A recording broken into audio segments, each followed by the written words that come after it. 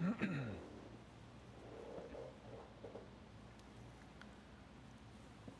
right, welcome back everybody to our third and final day of this live stream workshop.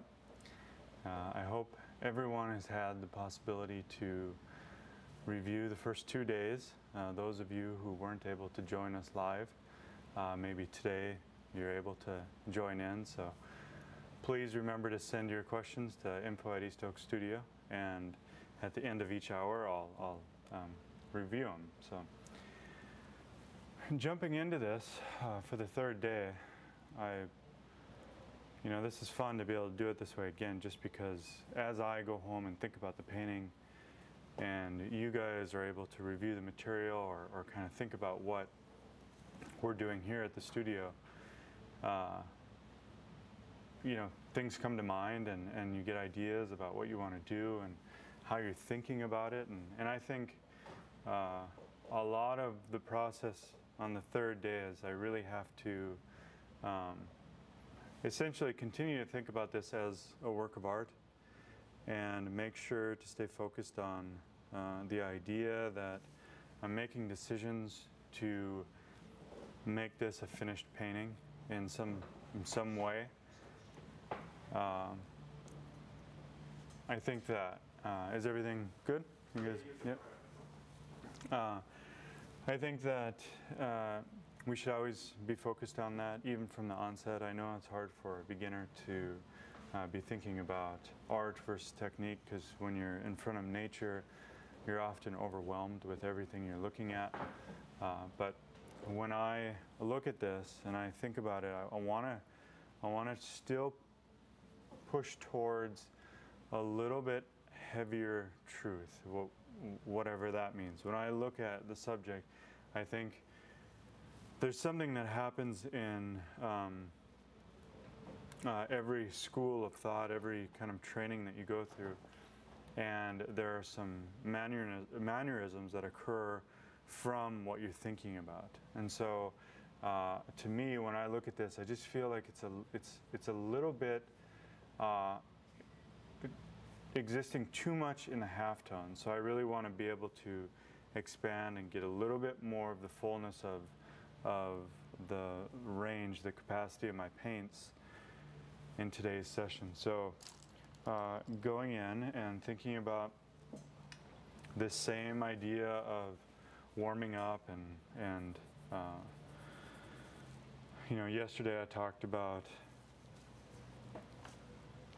I put all my paints out and I forgot to put out oleo gel. So yesterday I talked about this idea of warming up, and so I won't review it, but just as a reminder, that's kind of my mindset, is I'm trying to get in to the flow of things, get a feel of my materials here, think about some decisions I want to try to incorporate. So I'm mixing up a mixture of the oleo gel and the Gamsol. I want to come in here and start with this idea of I want to expand. I want these values to all hold together. It's the shadow side of the bouquet. So that's going to be really important to me at this point. As it goes on to the table, it gets a little bit cooler.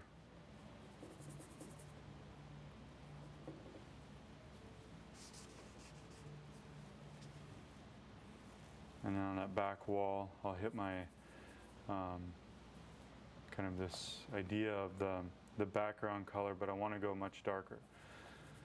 So that's the blue and the yellow, the ivory black, and raw umber, a little viridian green. Come in here, and the shadow continues on the wall back there. So I'm just kind of hinting at it there. See, so now it's just starting from some dark, some transparent darks, and coming up into the bouquet. And then even into the sweet pea and that area that's tucked underneath the rose, I want to pull that into shadow as well.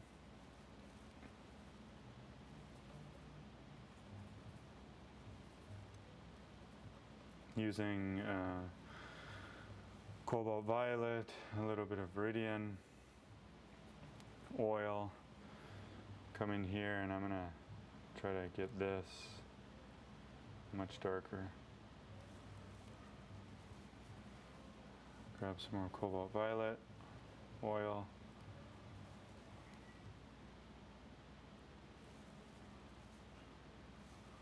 Then think about some of those dark greens. I'm grabbing some more oil again. I want to get that really dark back in there.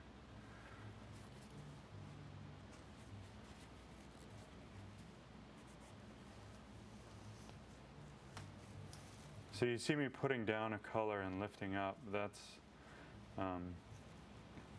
just I'm able to take the oleo gel, grab viridian, burnt sienna, and put down a really dark, right? If that's too dark, let's say I want to do it here in an area where if that's too dark, then I can just kind of lift it up, and what it does, it creates a nice glazed effect of the color that I want.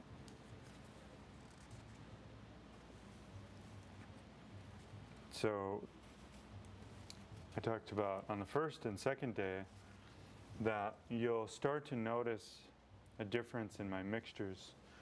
And I'm just going to take my finger. I haven't dipped into any lead white yet, so it should be good. But if you see, you can see how just the amount of oil I have in there is you know, it's not, the nice thing about the oleo gel is that it's suspended in the gel format instead of the liquid, is that it still carries some body to it, so it's not just dripping off my palette. And then like a stand oil is so thick, this is pretty thin, so it has a nice consistency where it's allowing me to just kind of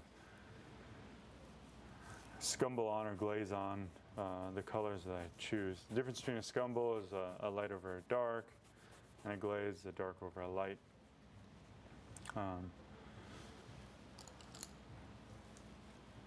So let's see. I want to, still thinking about, just really quickly, I'll put in a little bit more to this base here.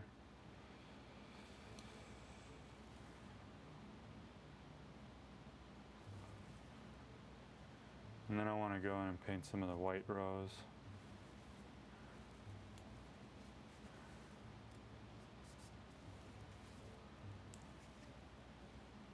The water line.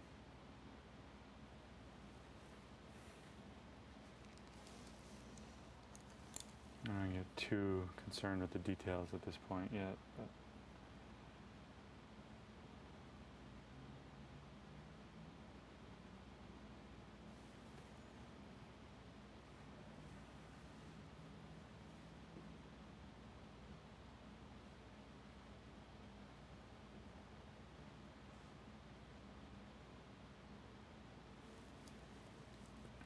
all right.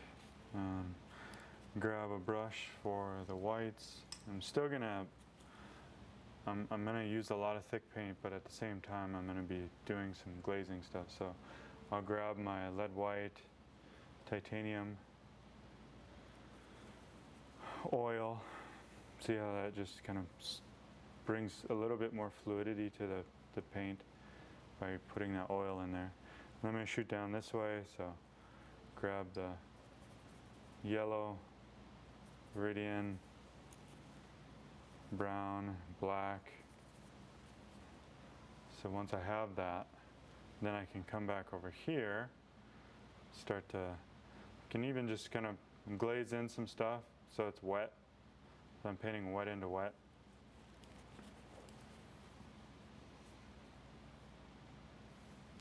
Thinking about the edge of this, goes a little bit cooler.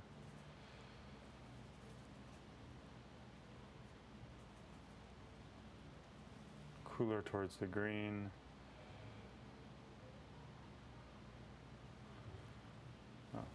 And then grab some more white. I'm just gonna slam it in just for the sake of doing it for right now. Again, kind of thinking about expanding this out.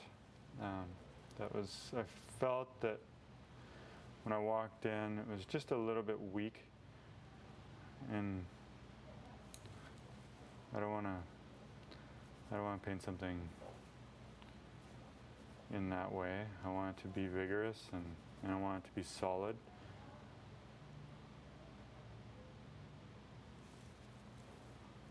So then as it goes in, so there's a lot of light bouncing around in there. So the chrome is going to come up. The warmth.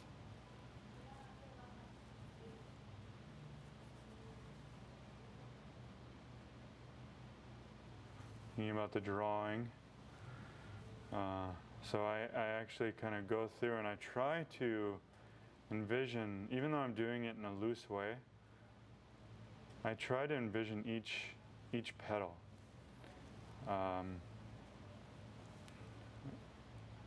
The more I'm kind of in the zone and in the painting, I actually care about that stuff quite a bit. I think when I get maybe a little bit sloppy or a little bit loose, and I'm just kind of in a hurry, which is not necessarily a bad thing because it's a reflection of the mood I was in, the character, the spirit of the art, or whatever, the picture making at the time. But I do admire really fine painting, so I often try to push towards it.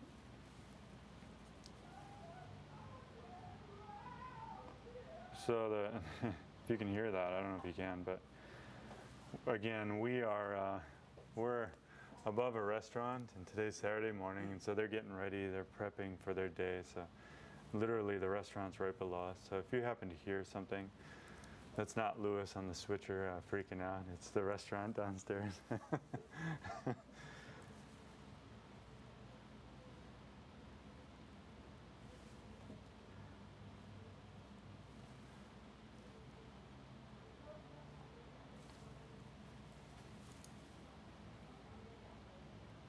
See, so the roses continue to open up. All of these flowers are actually behaving quite well. We sent an image and a new link. The link is the same to our website, but we sent a new email where you can go and see a picture that we took this morning of the bouquet. You can download it in the email that we sent out, and you can see where the rose is it's opened up quite nice, and things are behaving pretty well. The tulip is shrunken quite a bit. Some of the other stuff is just kind of drying up a little bit, but everything is unfortunately it's hanging in there, and nothing has died too terribly bad. So.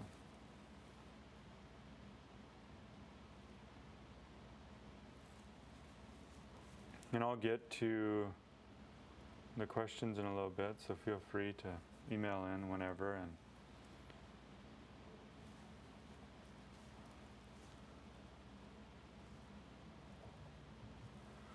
so as this overlaps, this one is really quite bright.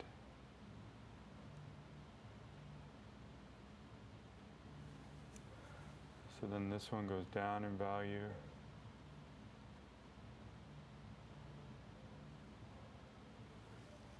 I go down to my black.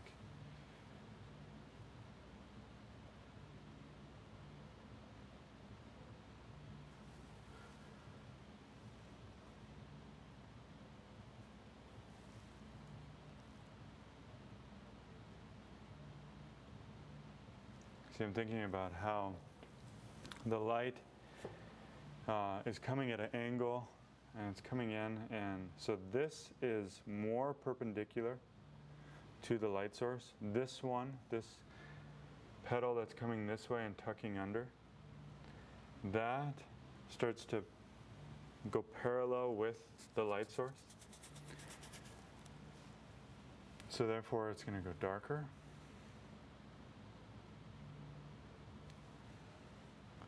As this would be a idea about how form works. As this goes away from the light source, it gets darker, so I just take a dark snippet of paint. That's what these fan brushes are for. That's really nice, to be able to soften the edge.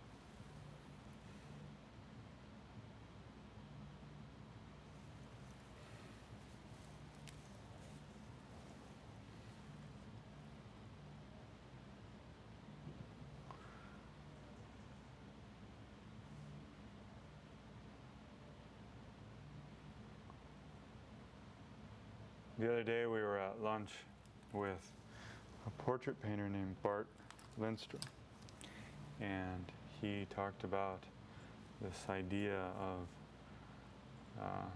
different ways of applying the paint and being really delicate at times and having more energy at other times. And I think that's, you can kind of see on this day 3 that, you know, with that fan brush, it's like I'm just carefully trying to lay these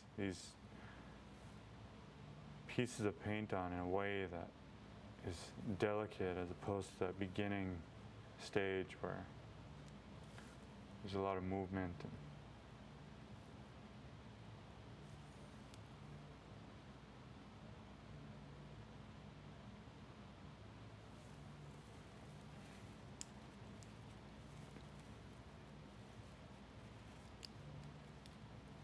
Okay, I'm going to come in with my dark glaze again. You know, there's a difference between this and again, that's another thing that I think people want to put a certain time in a certain box, so that like day 3 is just glazing. It's not the case. So if you see here, this is really quite thick paint that I'm working up in a way to be able to apply. And then I have still areas that are super thin. So at times I'm going to be doing some glazing. So back in here I'm going to glaze down some darks.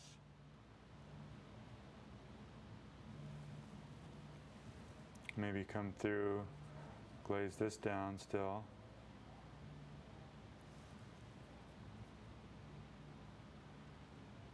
Part of that leaf may be in shadow. If I take some yellow, if I bring these down behind the tulip, if I bring these way down, this is part of the stalk. So the stalk is coming down in value. And I can grab a little bit more kind of opaque, thicker paint, and think about how the stalk is going back. There's areas where there may be some thicker application.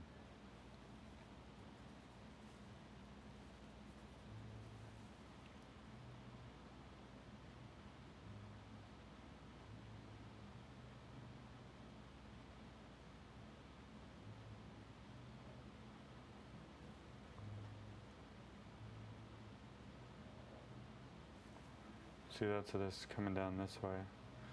Then I have yesterday just a little bit of a note of these little bits of green here. That's hinting at this part on this stalk here. So this where it goes up and it becomes like these buds at the top. So I will grab, should keep my greens over here. So I'll grab just a little bit of the green and come in and make sure to draw that.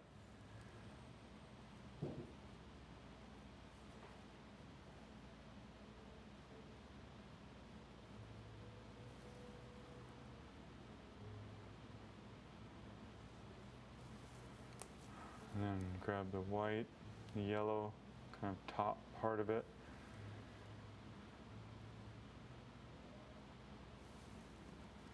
So it's adding detail. So I'm going around, I'm kind of just scanning back and forth the picture and adding more and more snippets of information in a way that's advancing the painting by using glazing and thick paint. And I would be trying to make pretty clear decisions, being that this is supposed to be the last day that I work on it, that if there's, see, like this doesn't make sense. So what I would do is I would say, well, why, what is it, what's happening? Part of it is the mint is coming this way, goes a little bit lighter.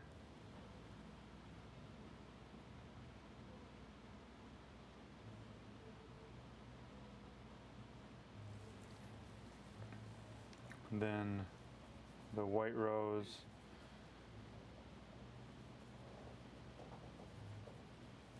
comes around, it's in shadow, but it comes around this way. It was a little too dark.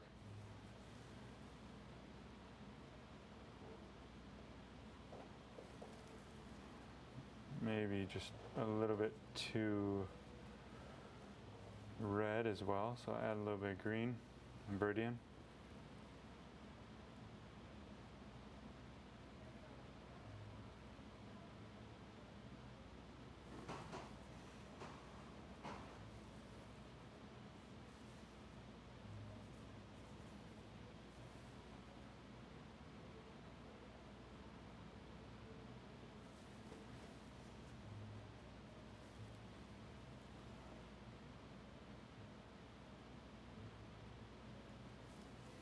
And it comes out and it's in light out here.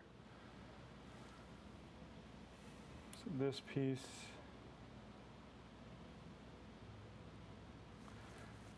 and this is a form here, so if I were to go in and draw a little arrow, this form goes like this and it tucks back. It didn't work there because it wasn't all wet. But this, it tucks back, so the little arrow goes back and it tucks back into there. So rather than looking and thinking lighter, darker, I'm thinking this little snippet is receiving quite a bit of light. And then as it goes back, the pressure on my brush, I lift up, and that goes back and it tucks in. And then this part, it receives light again. So this part is then facing the light.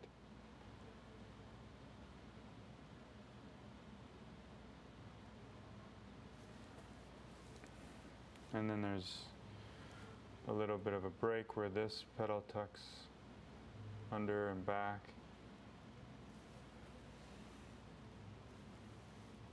I want to go higher in chroma still on this part that's bouncing around in there. This little piece here, the light is just creating a nice light. If it gets too dark, then it loses that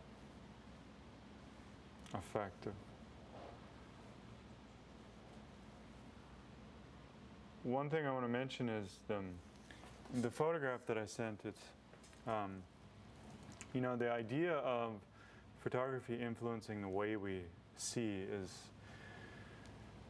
we can't escape it, and I think when we go into museums, we love looking at the old masters, and we forget that we're not looking at the old masters and then looking at the photo that the old masters took.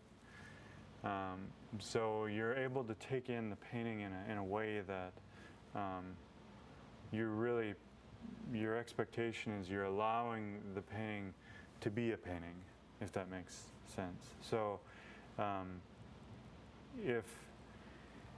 if you want the painting to look like a photo, then that's takes away from the experience of what we're doing. So if you compare the photo to the video, actually, the video is a better quality and it gets a little bit closer to the real experience than the photo that we sent. The photo that we sent is it's an iPhone photo. It's gonna be, you're gonna be able to see some of the drawing stuff and the decisions that I'm making that are separate from the photo. But I encourage you to you know, enjoy the video, enjoy this production, because I think that's about as close as you're going to get apart from actually seeing this thing in person. So like if you look at a Chardin painting, or think of like, I don't know, Degas or somebody, and I feel like when we look at their paintings in the museum, we're understanding that it's not a copy of a photo.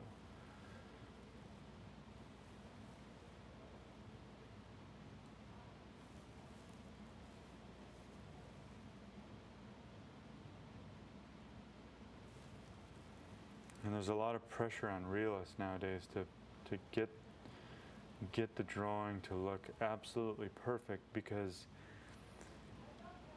trends happen, and people are the trends of tracing a photo and projecting it and having absolutely perfect drawing is a real thing. And you know, that's part of what this class allows you to do, is also get a sense of what a painting looks like when you take 3 days to slowly kind of go through the picture and analyze each part. How are we doing on time? 25 past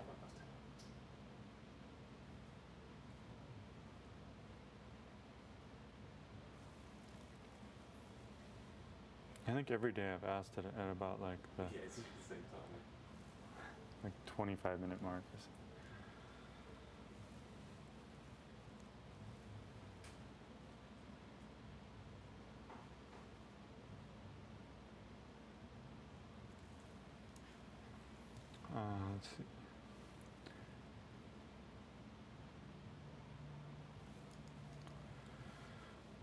Okay, and I can go in and keep thinking about how the light is hitting this rose.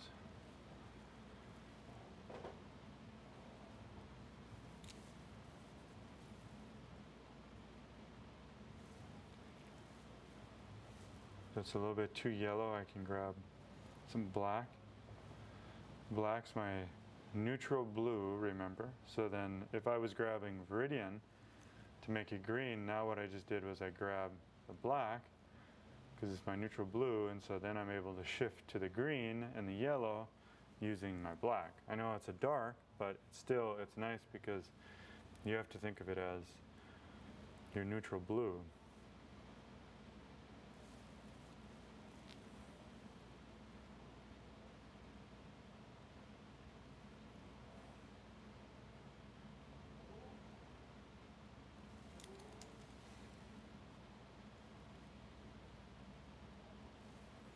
I want to build this up. I want to try to get this as light as I can. And grab some titanium.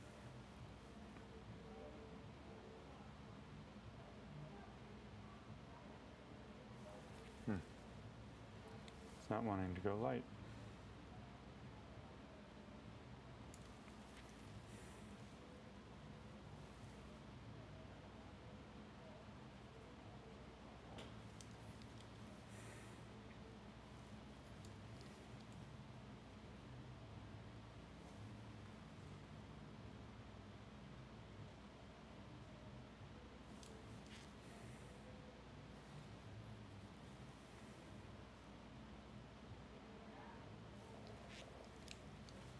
As this part tucks under, you can see some of the light passing through this petal. So this petal is here, and then the light passes through, and the transmitted light is illuminating this part here underneath. Then this can go a little bit darker. This is a cast shadow.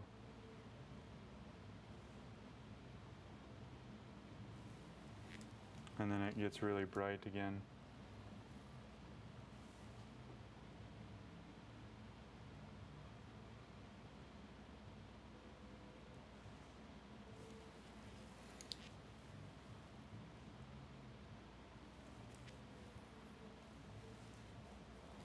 All right.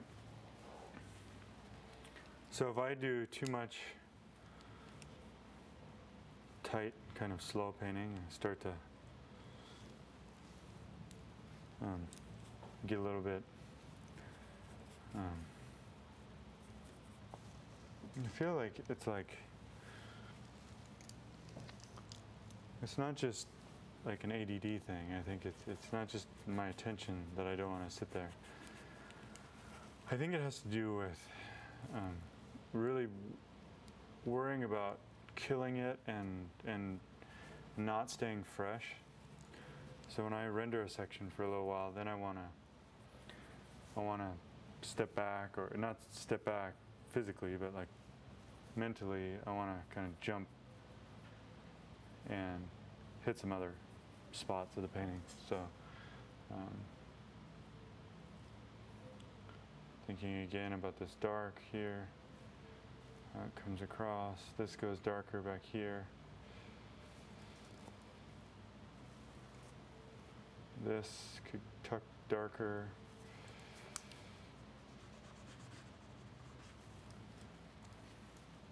This stuff back here.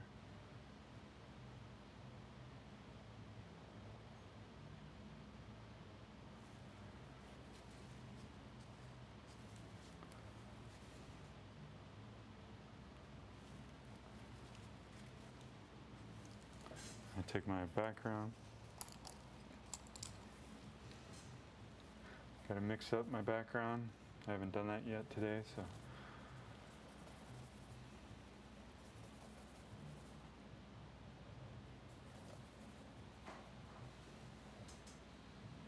Come in here.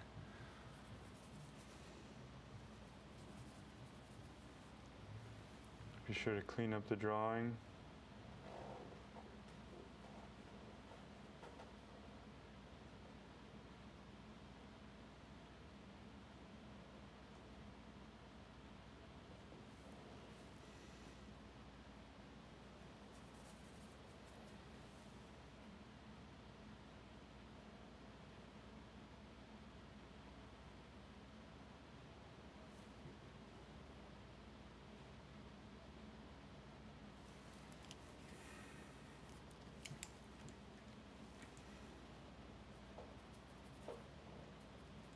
Grab a really dark red and some oil.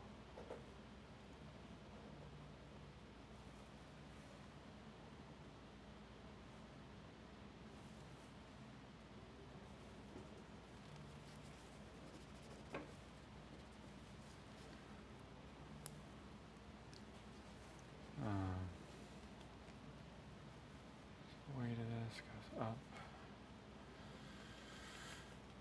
Right. Oh, I could probably, just for the sake of creating, so this was that light that I did the other day here, yesterday at the end of the day, I think. So I wanna be sure to mark very clearly the shadow sides. Before I do that, I come back in my dark glaze, get that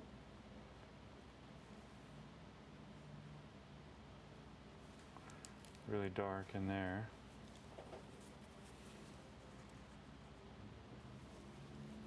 And then come in with my red,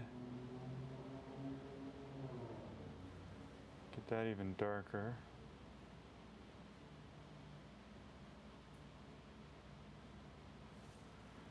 Red and black.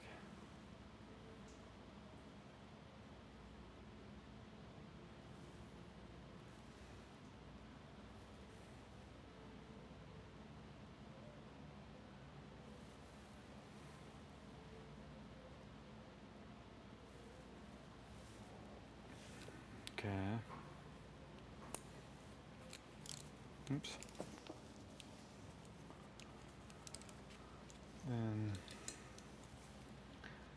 thinking about the way that, so these darks hold together here, grab some oil.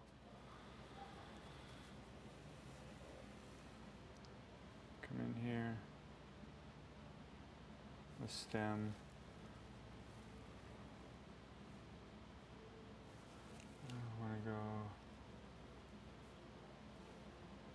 lighter.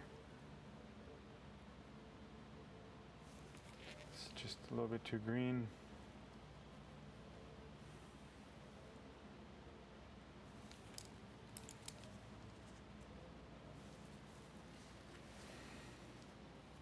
All right.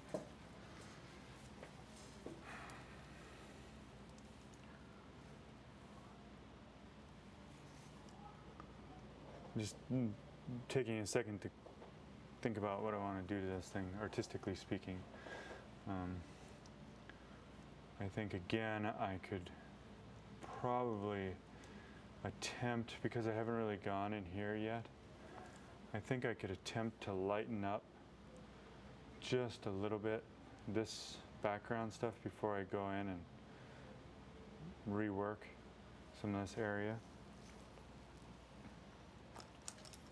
So I'm going to grab some oleo gel, light background, some lead white, oleo gel,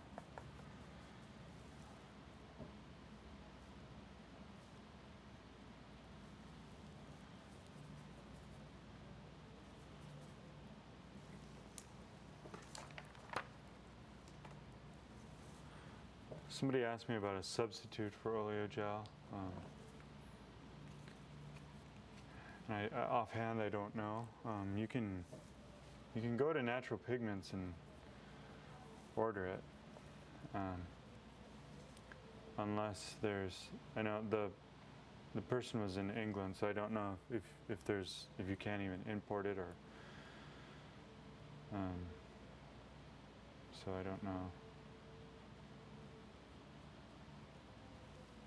Just thinking about, I want to sand this down again like I did yesterday, so I'm putting a layer of lighter paint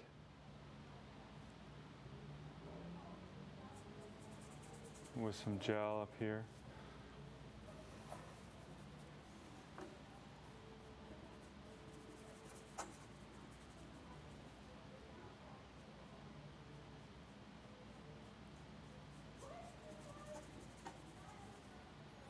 Over here.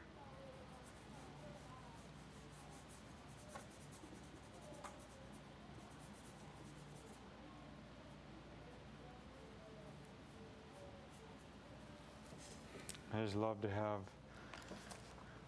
so much stuff going on.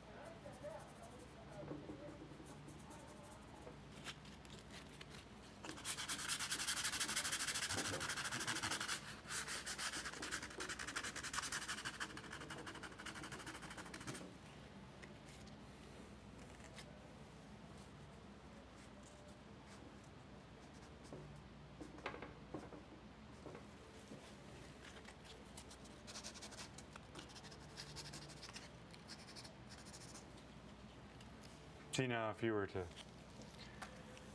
go up to this painting in a museum, you knowing and seeing the last 3 days of this process, you have a sense of what I did to that background. But if you go up to a museum, a painting in a museum, and try to figure that out, it's going to be pretty difficult. So there's always a little bit of a mystery. When I was a student and I would go to the museum with somebody and they would tell me how the old master did it, I was like, how do you know that? There could be 100 other variables that you're not taking into consideration.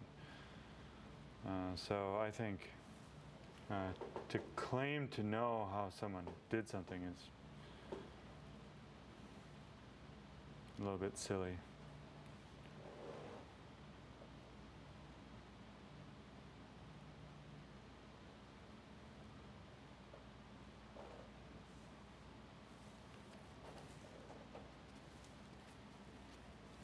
And there's through here, there's these, it comes up and there's like really green leaves over there.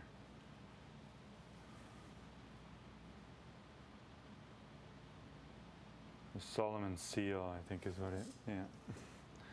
So that's what that is. Kind of.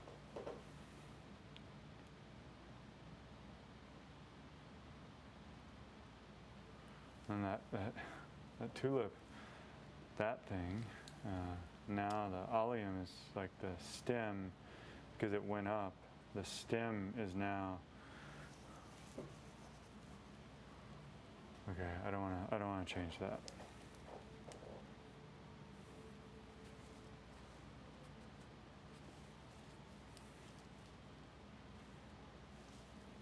Sorry guys,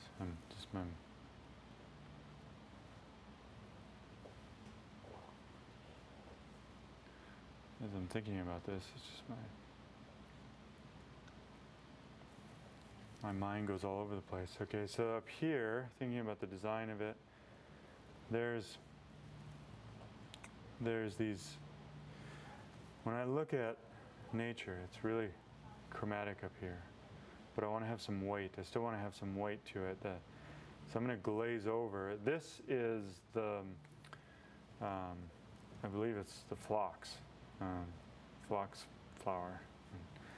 So then you have the tulip back there. So they almost, you would have a hard time telling them apart if you were just to look at the painting. So what I want to do is I want to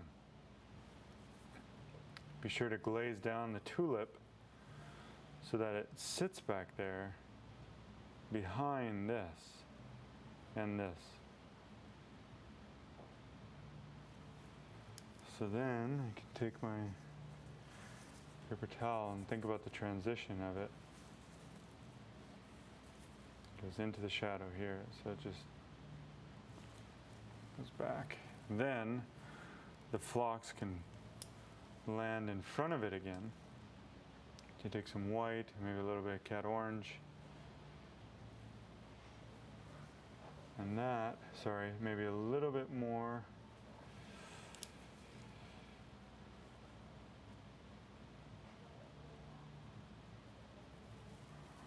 Then that can come up here, like that.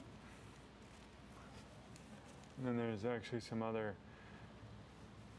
now my drawing is shifted, so I'm following nature and I'm not adjusting where this one is. I'm using nature as a guide. And so I'm not, right now the phlox is actually down there when I look at it in my bouquet. But yesterday it was up there, so I'm just using some of the snippets of information that I think is nice. So there's like another grouping that is smaller of the phlox that has dried up a little bit. Get my green.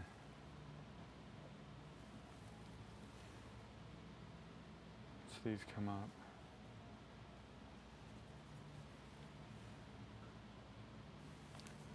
All right, how are we doing? Do we need to take a break? Yeah. Okay. Cool.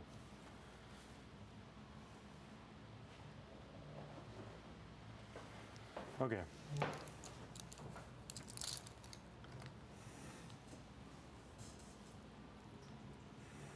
Michael Lewis had 2 questions down at the bottom. He's asking Okay.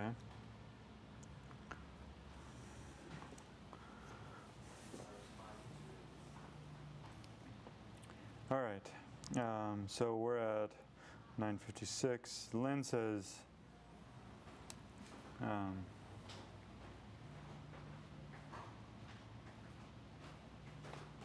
she's just giving commentary. So thank you, Lynn. She was looking forward to today. And Debbie says, so when you use oleo gel on the 2nd and 3rd days when you paint, does this keep you from having to oil out? This way you don't have to oil out the whole painting. Debbie from Louisiana. And that's a very good observation. That's exactly That's exactly what I'm doing. So as I'm thinking about each little part and wanting to paint back into it, I'm using a glaze as a way of setting up the base layer to then go back into and paint on again. And so it's a way of, basically it's kind of oiling out, but at the same time you're pushing it just a little bit further rather than slopping a bunch of oil up there. And you know, the fear of oiling out, or especially I've seen people oil out the whole painting, is that you don't rework the whole painting each day. So if you put oil all over the whole thing, then that means the second day there's a layer of oil that's dry that you didn't paint back into. So if you did that again on the third day, then it's getting too much oil in the paint layer without actually painting on it. Penny says, outstanding painting. I'm enjoying this so much. Thank you for the positive information. Missed out on a lot of the real time. Could you clarify, are you using oleo gel to glaze? Yes. Thanks so much for the great workshop. Paul Barker, can you speak about the general appeal of this type of painting in the art world, how it's being accepted, valued, respected, and appreciated? That's a great thing to talk about. We could do probably a full hour free live stream kind of discussing some of that stuff, and we definitely will in the future start incorporating that kind of free content for you guys. I don't want to get off on a tangent and start talking about the art world, because then I'll go on forever. But I think there's room for it. I think that you just kind of press on and do something that's valuable, and if people come, they'll enjoy it. Finally, where did you see your own style of painting evolving to? Thanks so much. My painting, I think that it's definitely influenced by the French naturalists such as Émile Friant, Bastien Lepage, Fantin Latour, and I think that I'm going to probably keep going in that direction. I have some new subject matter that I want to work with that the subject will change, but the brushwork and all that won't. The technique won't. Rhonda asked, are the colors you set on the palette always the same? It is. If it is, how do you determine that? How do you determine how to set it up? And so actually, the way that this came about for me was, it's a blend between what I do for figure painting when I actually do paint the figure or portrait, and then also still life and landscape. So I have my white in the middle because oftentimes you can pull down the yellows and the reds and get a flesh color like my hand. You can just see it there. So if I pull this and that, you would get the pink color, and then you would be able to neutralize it and go green or go to the left with the neutral colors. So that's why I have it set up that way. I'm going to do a demo as we jump back into this. I'm going to do a demo about visible light and the spectrum of color and how that is associated with my palette. So would flake white be a substitute for lead white?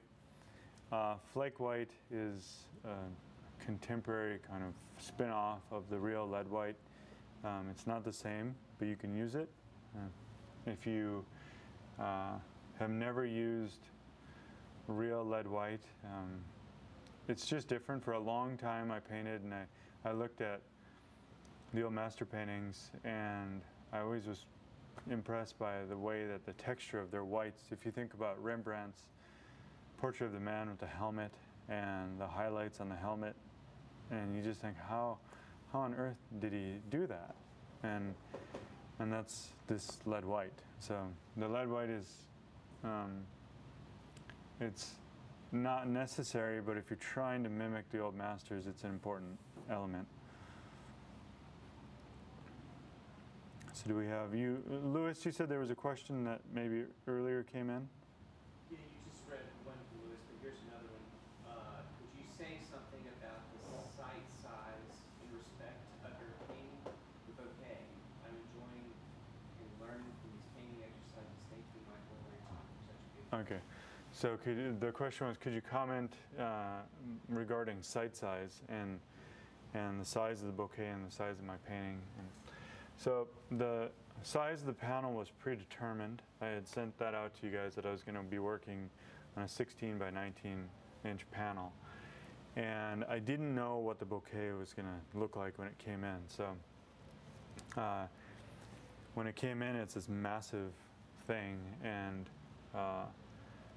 if I had 3 more days on this, I probably would do a canvas a little bit bigger and try to leave room on all sides. But with this demo and the intimate setting that it is, I think that it's a lovely little kind of contemporary composition.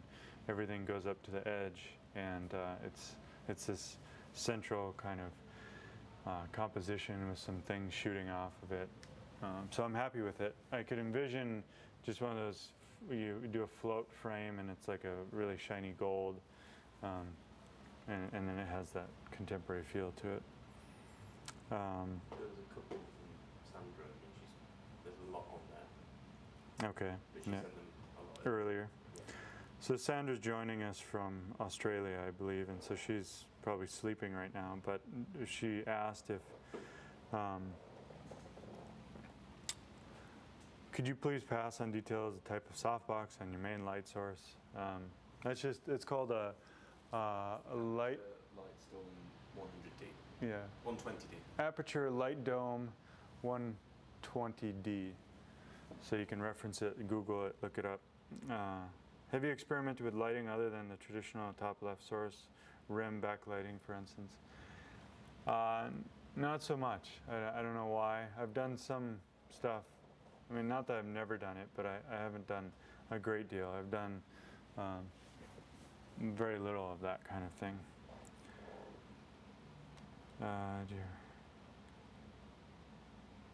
Do I ever give up on a painting, and what might cause you to do so?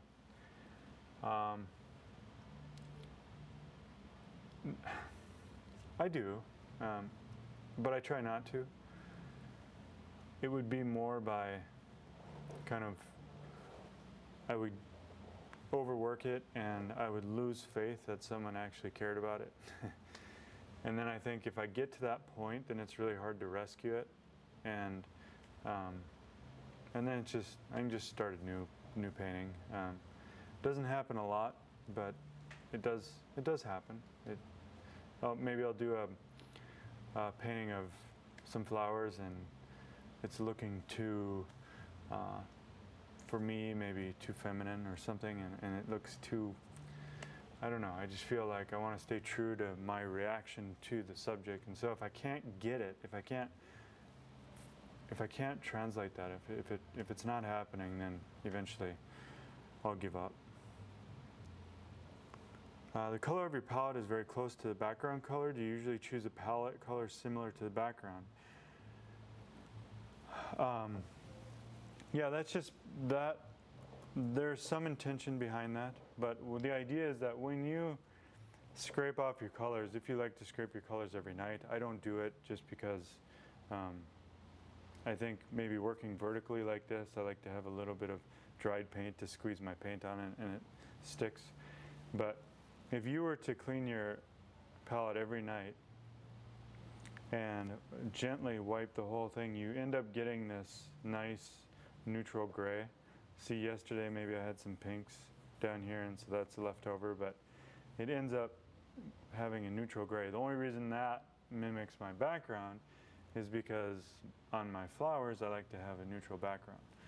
So if I were painting with a dark black background, my palette wouldn't match. So it just happens to be coincidence that they kind of are the same colors.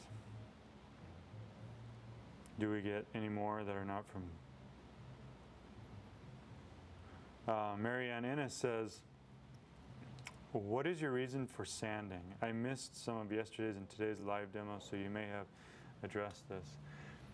Sanding is just a way to beat up the surface and get some texture that's different from the texture of my flowers. So I oftentimes, Louis, if you could cut to the detail shot of the camera really quick while I explain this.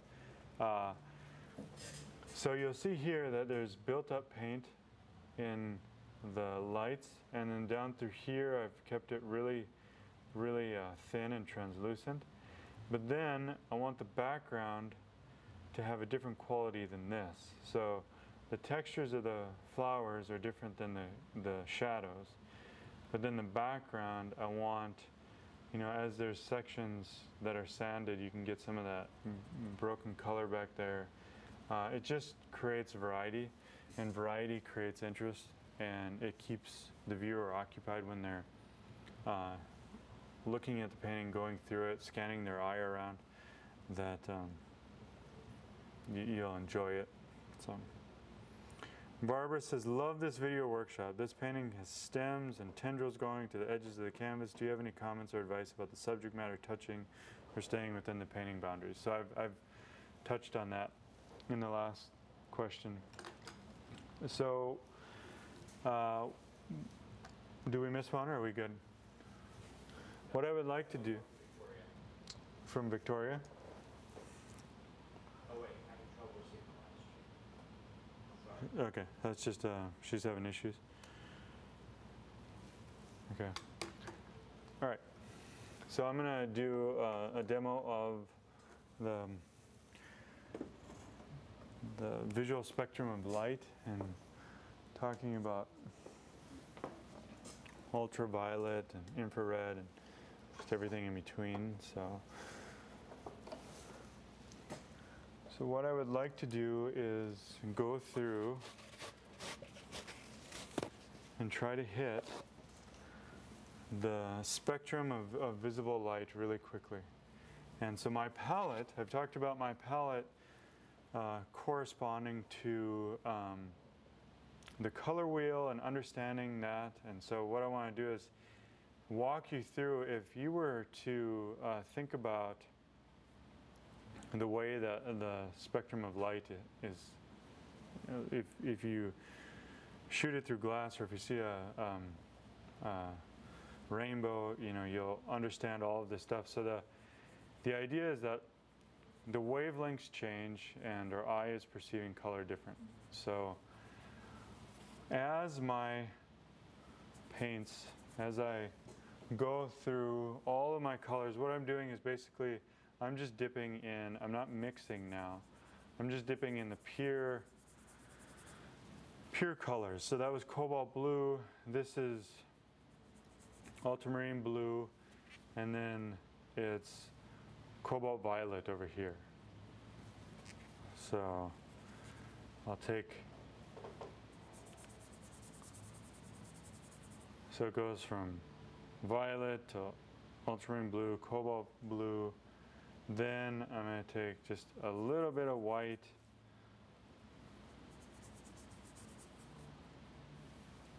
and then the viridian. So you go into, I'm going to glaze the viridian over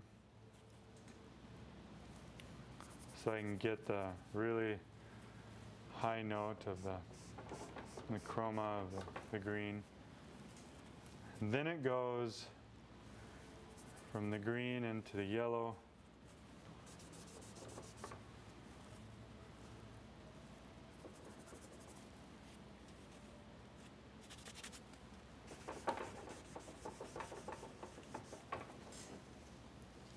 So again, I'm not mixing a lot. I'm just walking you through what we perceive as visible light, color, etc. The idea of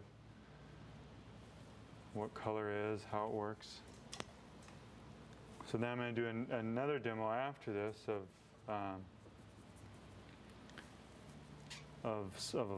a leaf and how the light bounces off of it. And so here we're going from violet to blue, blue greens.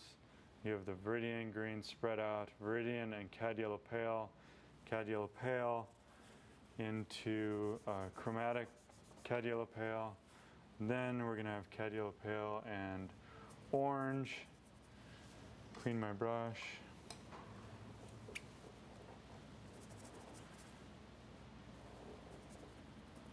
Cad yellow pale and orange, and then orange goes into burnt sienna, and then burnt sienna goes to actually magenta. Magenta thinned out a little bit. And then, what is it? Ultraviolet and infrared. So then now the wavelengths are longer and we're just getting the red in the, so that's the whole spectrum. So that's basically, when I'm painting, this is what I'm thinking about. I'm thinking about where is it at? What is the material is absorbing light and it's reflecting out the color to my eye. So if it reflects all of these colors, then it's pure white. But if it's in shadow, it's a neutral, and then it gets up into a high chroma yellow, and then it drops off and it becomes lighter. So this is really important to understand how my palette is set up. I choose these colors because they exist in nature, and then you can get really chromatic if you want. So that's that. Now I'm going to do, just for the sake of having fun with this, I'm going to do a giant leaf. So if you're joining in right now,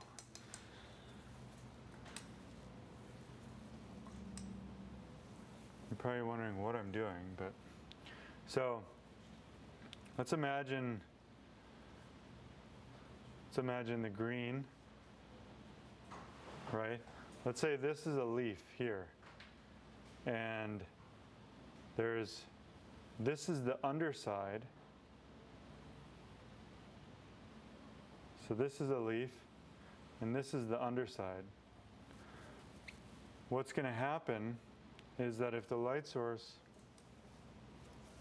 is coming from this direction, right, then it's going to pass through this part of the leaf. It's going to shoot through it, and that's where you get the transmitted light, and it's more of this kind of note. Okay, so if the sun is really kind of, or if the indirect light is hitting it in a way so that it gets quite bright,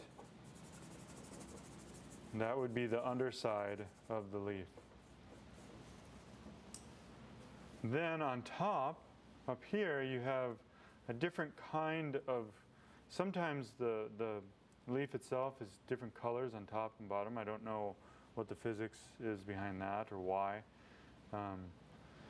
But sometimes it's darker and cooler, the actual color of the leaf. So this is like, if this,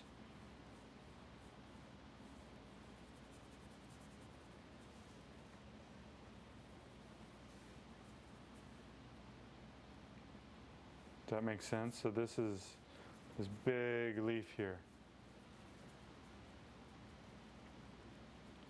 So then what would happen is this, if I can draw on here with a black, the light is coming through here and it's passing through this and it's intensifying in the chroma. What's happening here is it's coming and this part is being bounced back to my eye, and it's being bounced back and everything is being absorbed except for the green note, which is like that. Okay, but then that's a diffused reflection. Then you have the specular reflection on top of that. And so oftentimes you see,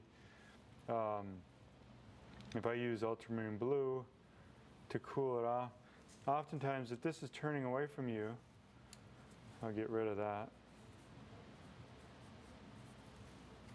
If this is turning away from you, you'll get the shimmer of this light blue on the surface of the leaf. So that's where And then, so the stem is sometimes brown. So that's a great kind of just. So there was basically three things going on there. There's this note would have a particular kind of form. So as it turns away from the light, the cobalt blue, yellow, brown, as that turns away, it's going to get darker. So as the leaf turns away from our eye, goes back and it gets darker. That's the form. But then as it reflects and it ricochets off the highlight, then you get the lights on that. So that's the demo of the leaf.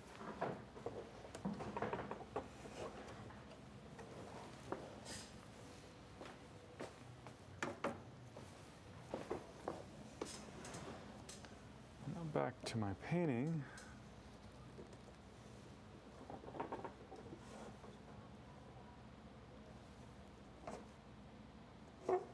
Oh, don't go.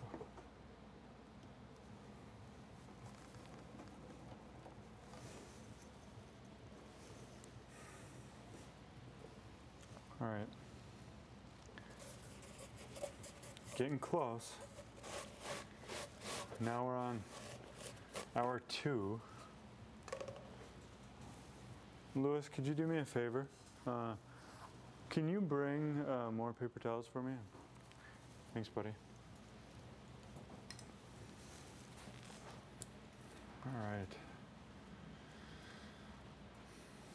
Okay, it's in the wide, okay. So now I have to clean this because this is not what I want here.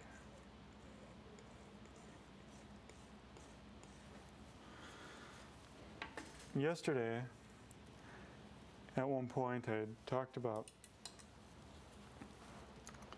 the color harmony and how there were some reds and violets over there and all these yellows over here. So I want to be sure to emphasize this sweet pea that's back here that is just kind of hanging out a little bit. It may be actually, yeah, it's a one sweet pea back there. And so I'm gonna, thanks buddy. I'm gonna take the violet and I'm gonna bring it over here and just play around with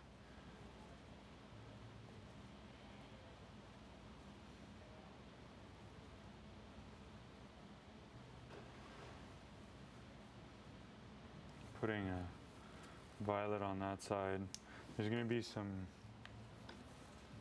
greens in front of it.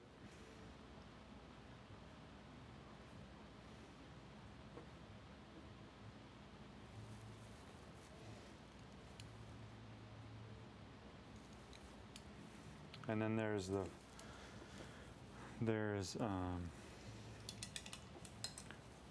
phlox that's in back there.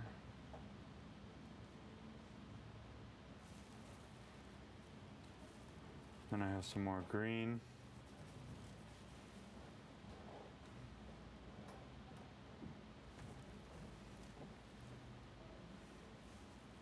This green is going to go darker.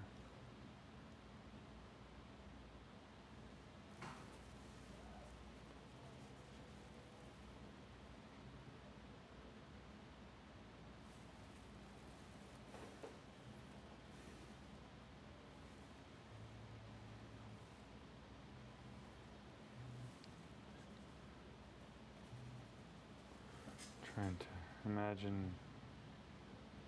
So that's literally like almost just the big demo, the big leaf we just did.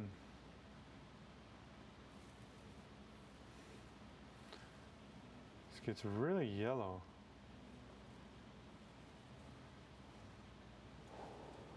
On the top side of this thing.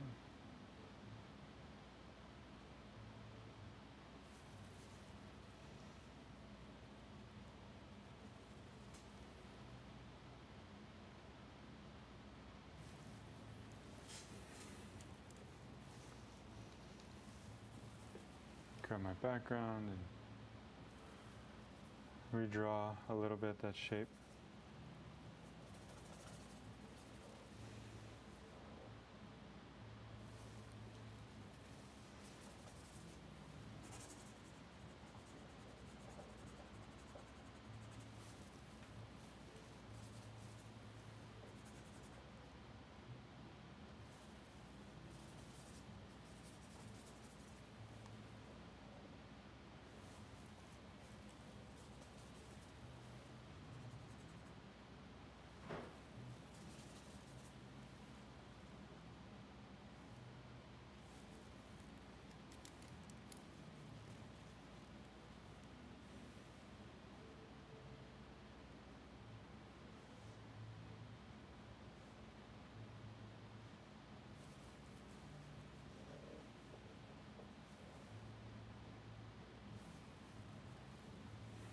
There's this leaf here,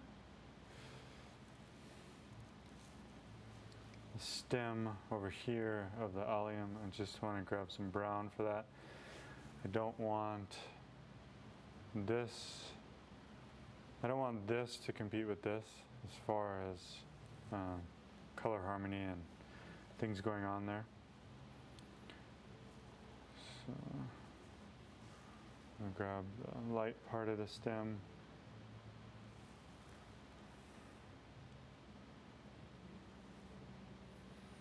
Scanning my eye around, there's this allium here that's just still, the movement of it is that it like comes in like this, and I grab the light green.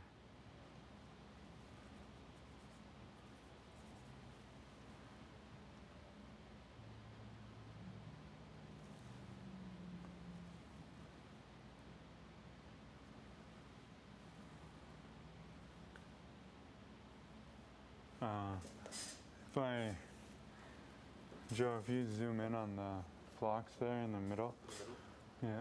So there's some shadows that are happening there that determine kind of the shape of it. So I got these globs of thick paint that are my foundation. So I'll take oleo gel and mix up some of that darker yellow. I just want to go in here and try to kind of think about how those little shapes vary from the center out.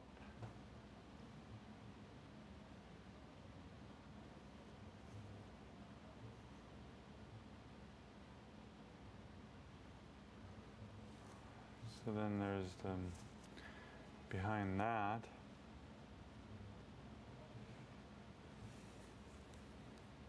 Behind that, there's the white of the rose that's being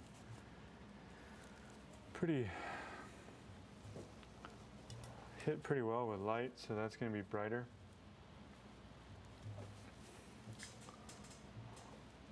Come in here.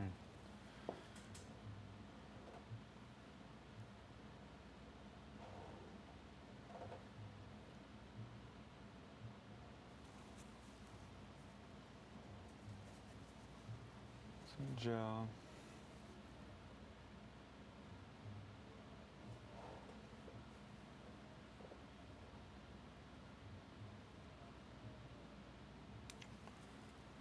I want to go even whiter. I'm going to try to grab some pure white.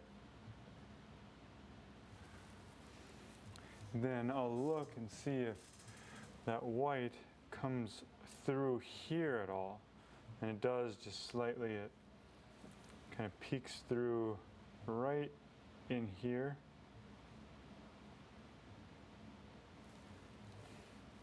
So that thing back there is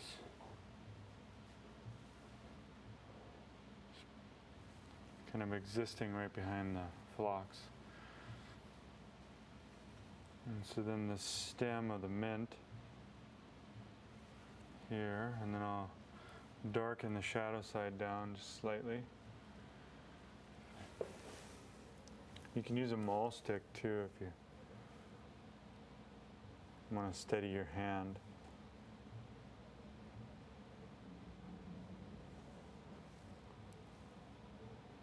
this is in shadow back there.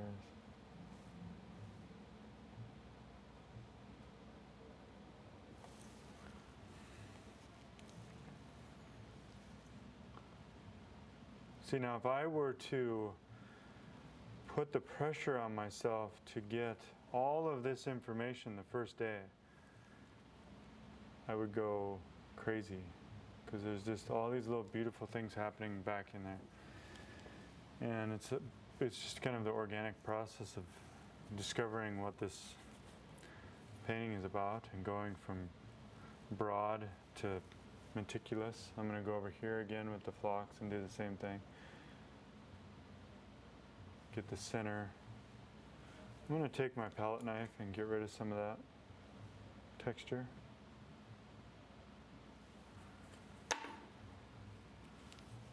Oop, oop. Accident. Sorry, my burnt sienna is slipping again. Okay. Mix up.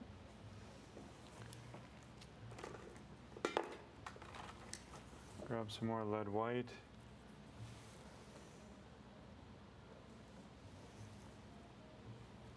See the difference between the lead white. If I take my palette knife, you can see this kind of stringy attribute to it. You see how that's it's just like you know, maybe this camera can catch it better. It's see that stringiness to it? That little tail that it has? That's just the difference between that and the titanium, which it's a stiffer. It goes straight out. It doesn't droop.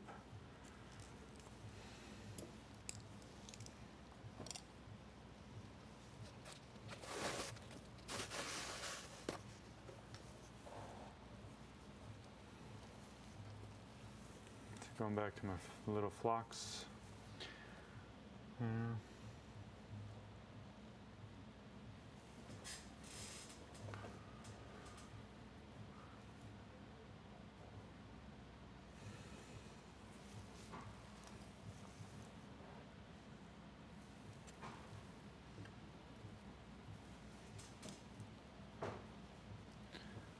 Pink and orange.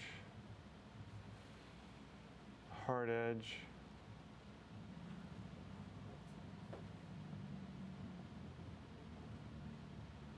This is a tiny one in front of that.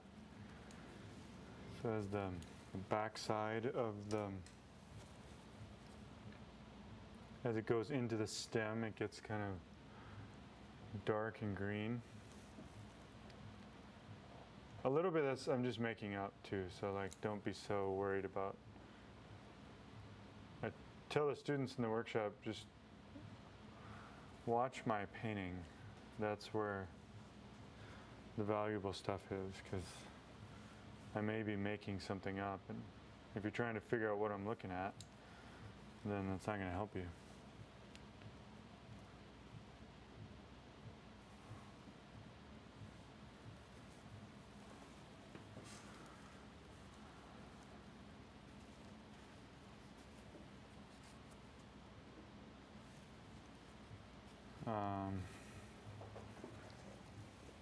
So these, as they go down, I think I could, of the stock, I could get just a little bit more, some of the bounce light happening down here.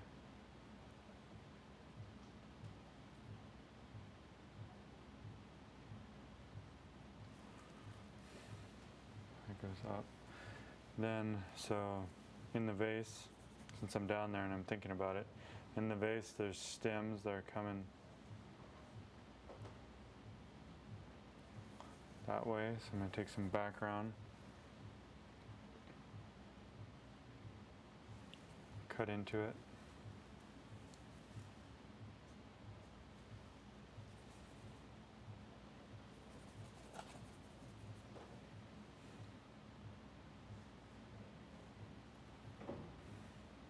The water line.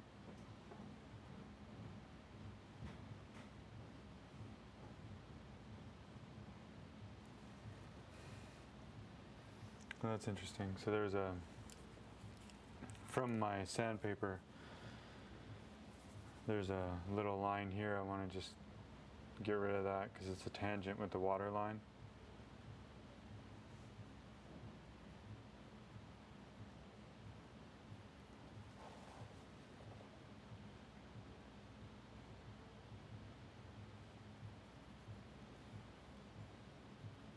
Sometimes when I go through and fill in the background with these notes, I feel like I'm back in school when I had a pencil and a kneaded eraser, filling in the paper. Some black, cool it off, white.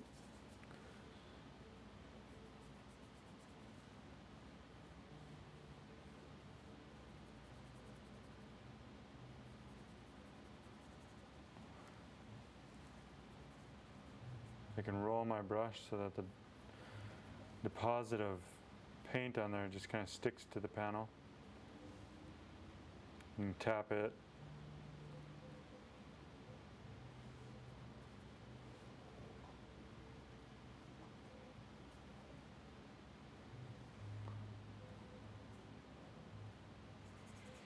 All right.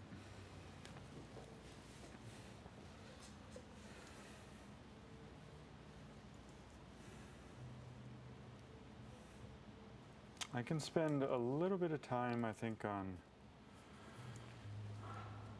the table. I feel like I want to. I'm just trying to envision the amount of time we have left and how I want to finish this painting.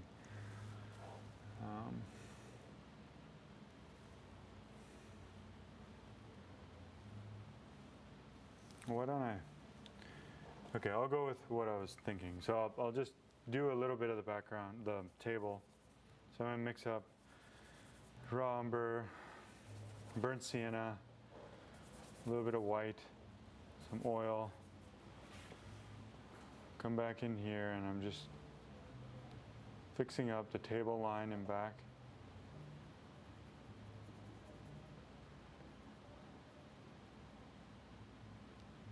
Getting rid of some of the white.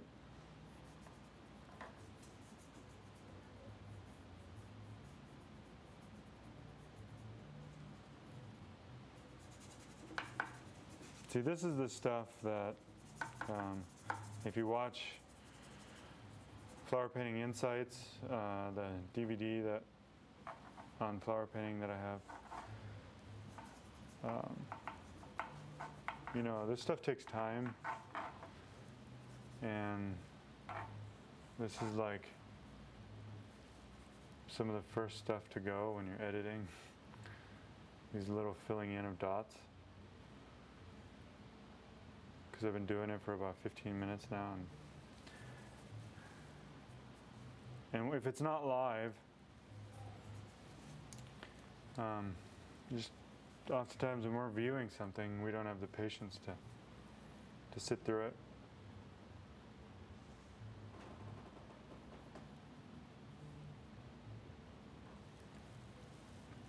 Now I'll mix up again the background color right next to it on my palette.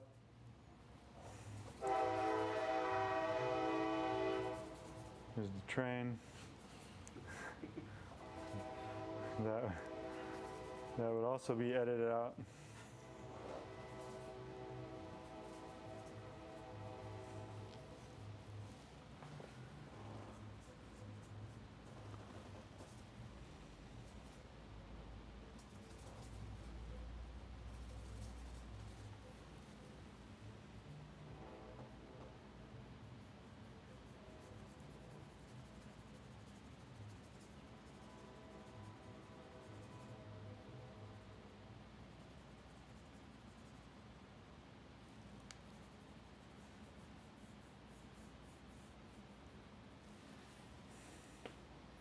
This stuff is ever so subtle, you know, just barely touching barely touching the canvas or panel.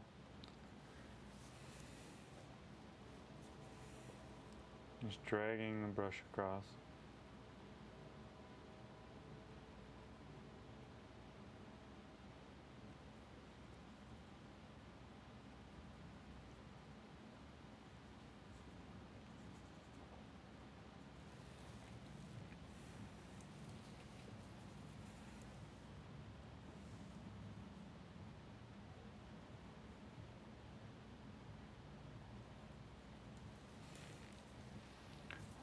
The wall back there is, it's being, there's a cast shadow on the back side of the wall. It's losing the light, and it's cooler. So this is the warm, this is the cool wall back there. So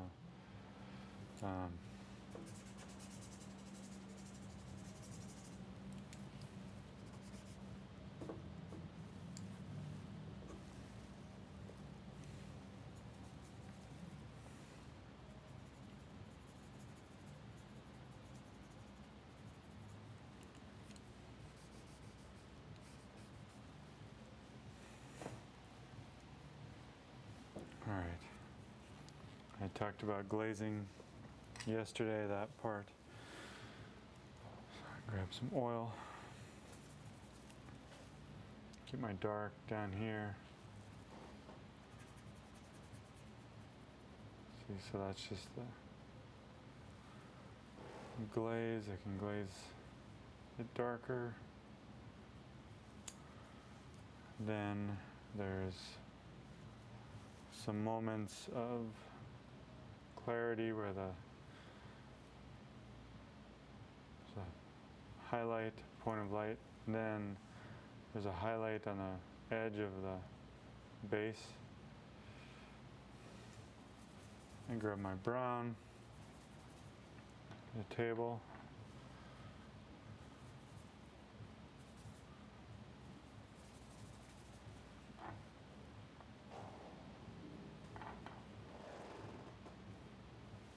Now this color is being refracted off the top. It's ricocheting off the top of the glass. So that's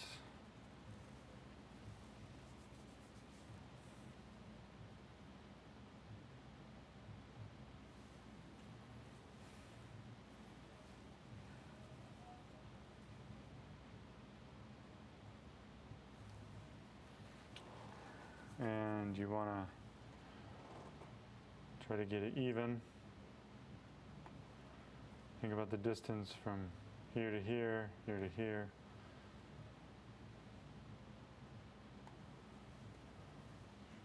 That's one of those things too, where once it dries, you can go back.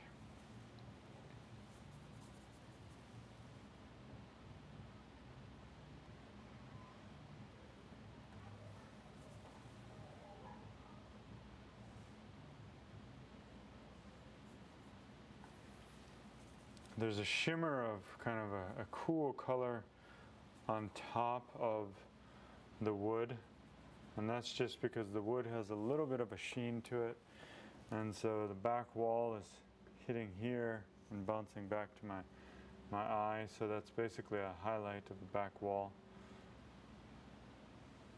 It's very subtle, but it's happening. So.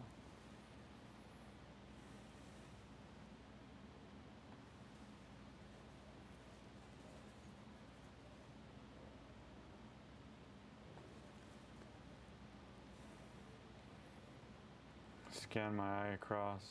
Try to vary the brushwork through here.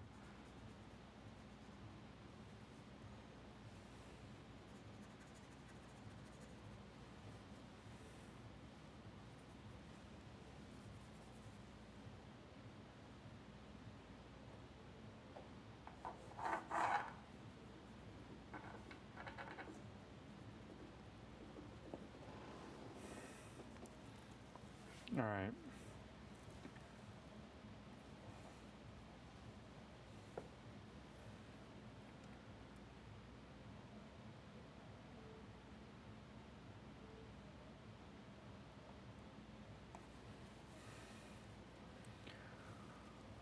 for now, that's, I'm just going to leave it with a fresh eye. I'll come back to it and see the stuff that you all are probably seeing from your vantage point, your perspective. It's always easier to see the flaws of someone else, even in painting. I'm going to take a break and just kind of go back up here and mix up some my greens. This violet is just kind of annoying me.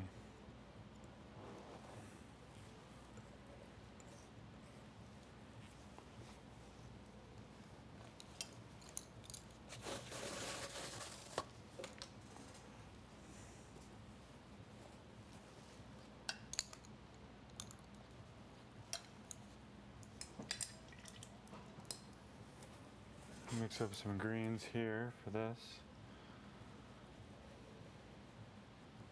Back in here. This one's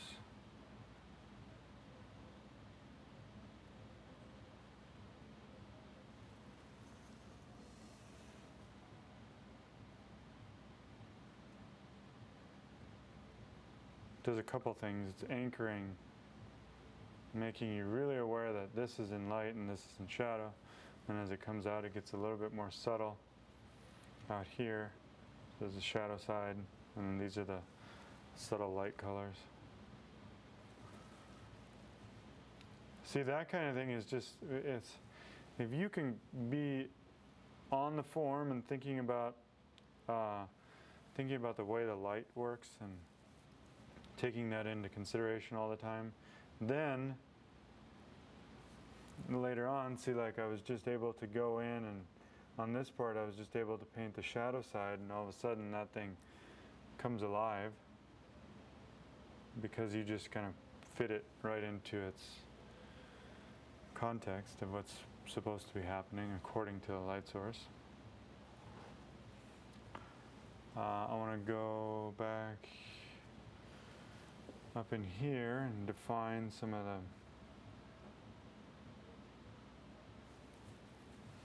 little darks back in there.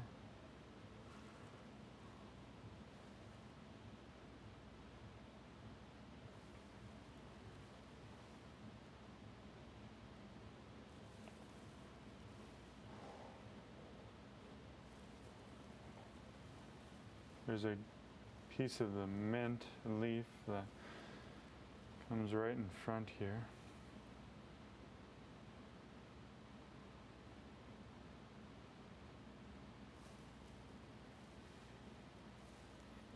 And then if I go back, there's all of this stalk goes down, and you can see a little snippet back here. I want to maybe expand that a little bit. I want to make it a little bit bigger.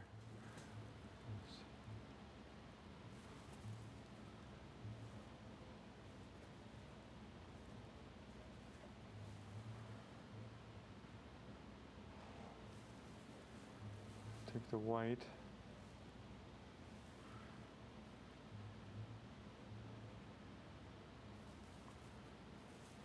Green stem.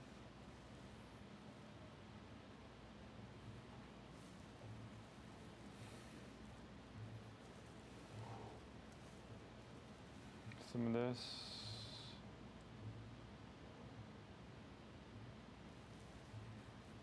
I'm going to grab my background brush.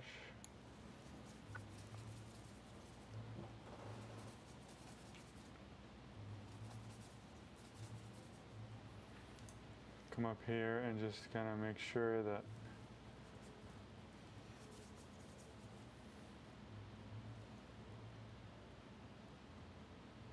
that is clean.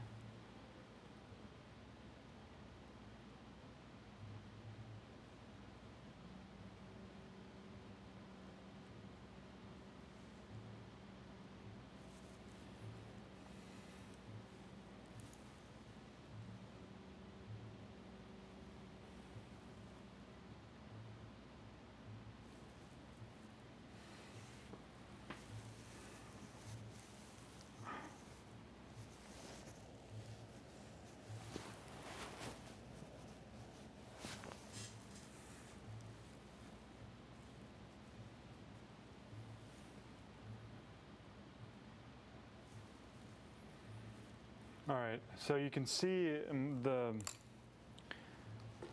time are we at? 11:40. I'm going to take some questions. 11:36. It's a little bit early, but I want to take a break because my back is hurting. But you can see at this stage of the game, I'm just really like focusing in, and it's so much about the finish and slowing way down. And sometimes it's hard for me to. In workshops, I always say, at this point is when I ask everybody how they're doing, because you start to slow down, and I get lost in what I'm doing up there, and that's part of painting, I guess. So let's see. Ellen says, when painting the background, peek through holes, do you paint them slightly darker than the background like landscape painters paint sky holes and trees, or so they don't look pasted on?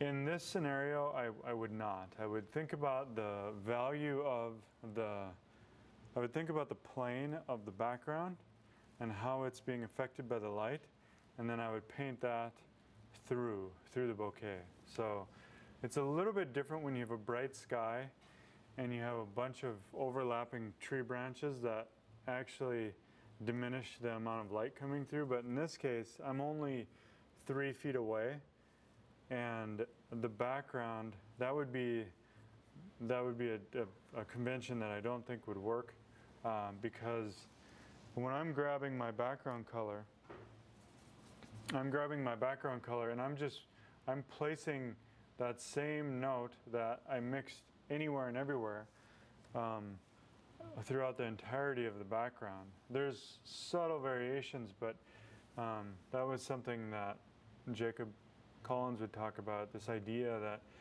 if there's a dark against a light here and a light against a dark here, your background, the illusion of it becoming darker as it gets close to the edge is actually going to look like it's getting darker. But if I took the bouquet out of the picture, it should be this kind of consistent tone across the entire surface of the background.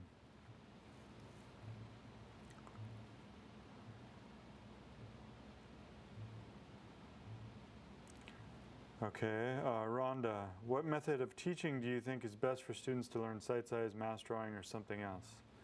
What do you find most helpful? Can you talk about your opinions of and experience of different methods? I think it's different for every artist, and as I often tell people, every painter throughout history used a different set of colors. So every painter uses a different method. And if you like sight size, if you think it makes it easier or it helps you get closer to what you're painting, then by all means use it. And when I had experience with sight size in school, it really confused me because I was constantly trying to, it just didn't work for me. So if I can get lost in this composition and be thinking about angles and distances and the way the light is affecting the surface of the form and all that stuff, then this becomes its own little world, and I'm no longer thinking about copying this one for one. That really confused me so much because I could never get it. I could never line up right where I was when like when in the old school, you squint down, you close one eye and you try to get it to match up, and I just couldn't do that. So if I'm fully aware of what I'm doing on my painting, then I can make decisions accordingly. And if I step back, it should hold up. Everything should be in proper context. How do you decide what details of information and what's in front of you to leave out? It's a good question. I don't know how to answer that exactly though, because it's not that I'm not trying to leave stuff out. It's just it happens to be that I only have 9 hours on this setup, on this demo. And by default, I'm not going to be able to paint everything. So if I could, do a 20-hour class, maybe I would try to push this as far as I possibly could. But I think I'm happy with just a kind of a shorthand version of what I was looking at.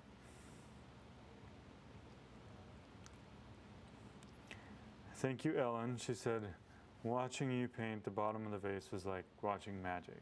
So thank you. That's very sweet of you. Jonathan says, is making a comment.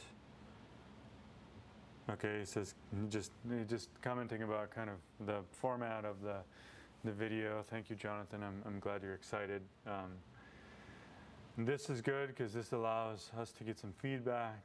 Please, tell us if you're excited. People are excited about what's to come, and we're really looking forward to sharing with you anything we can. So we are excited about scheduling our next event. Again, Kathleen, excited about the camera work. That's wonderful. I'm wondering if, by the way I'm shooting through these questions,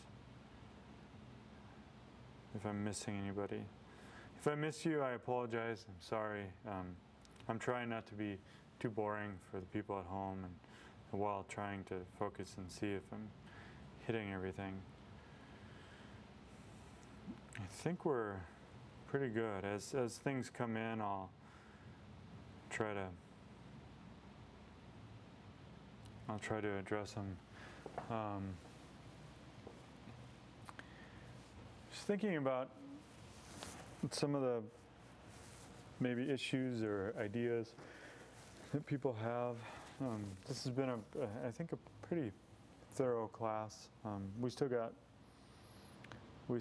an hour and 15 minutes left. For me at this point, it's a lot of the same thing.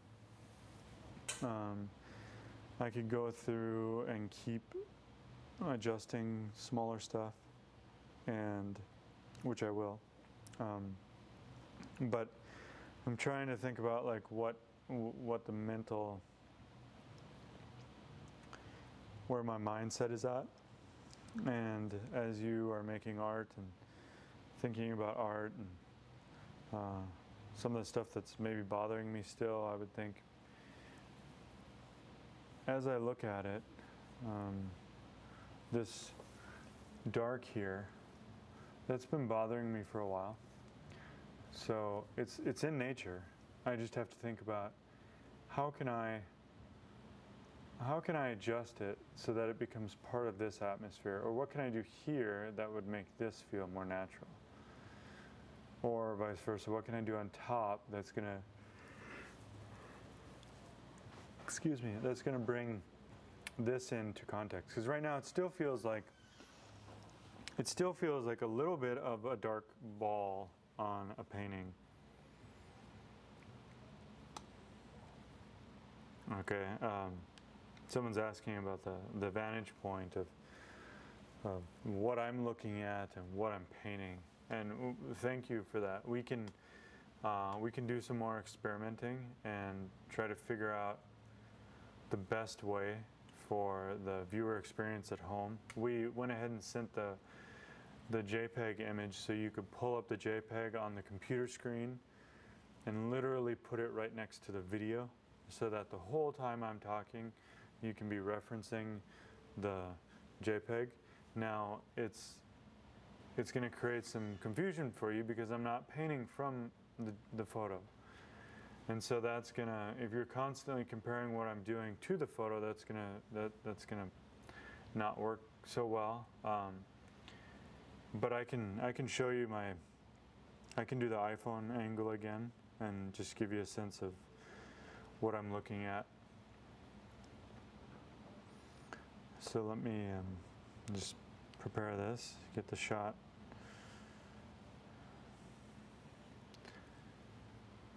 So we'll plug it into the... So you can see here that as I'm looking back and forth, that's my vantage point. That's what I'm looking at. So when I go back and forth, if I focus on the flowers in the back, you'll see back there some of the stuff I'm looking at. Some of those vibrant greens to the left. And then the mint, so that's the Solomon seal. So you actually see I have to come all the way over to the right to be able to, I have to lean my body over to be able to see that Solomon seal and the sweet pea back there. My comfortable position right now on my painting, literally what I'm seeing is this. So I'm seeing a portion of the bouquet cut off, and then I travel over to my palette, and so then so this is kind of what I've been doing the whole time. I'm looking back and forth. And so when I paint the stuff in the top right, up here, I actually have to kind of lean over to the side and get an angle of what I'm looking at. So you can see though here even that ranuncula, that red ranuncula it's kind of plopped right there. And so what I'll do is try to incorporate some of the greens through here and then think about how this all fits together. And if I can do something to avoid just this circle here, that's what I'm thinking about right now. So that's what I'm going to jump to next. So.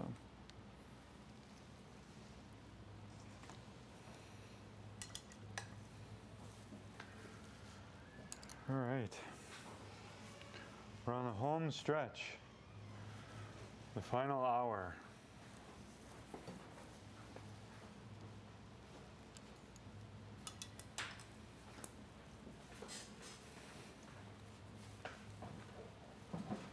So I'm going to create a section for the red and grab my alizarin. This can be anywhere. Just thinking about moving up into the lights there. Now that I'm actually going to paint some of the stuff around it, this is an example of how I work. And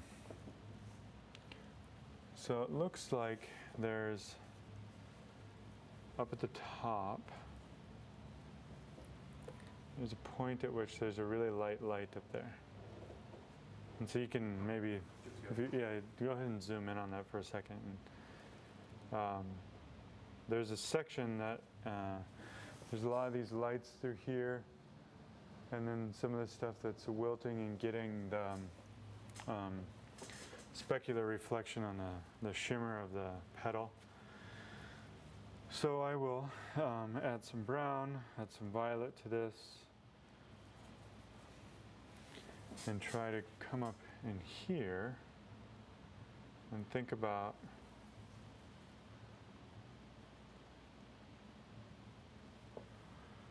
how these things are overlapping.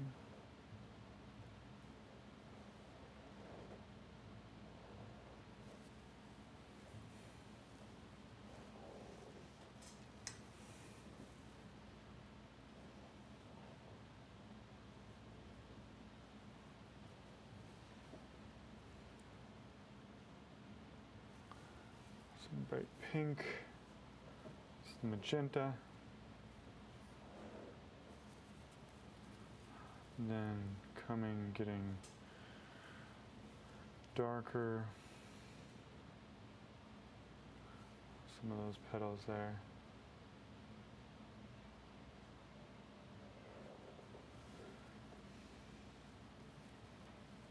Same way, going back with the greens. Take some of these greens.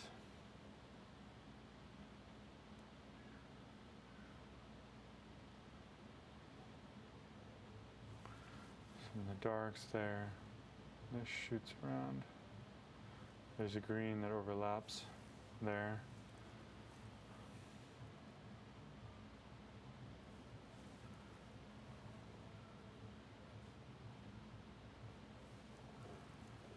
Just thinking about if this is dark, then how can I get some other darks around it?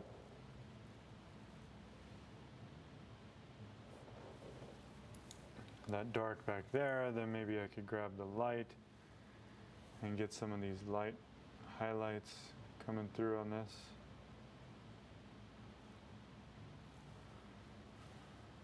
And overall, there's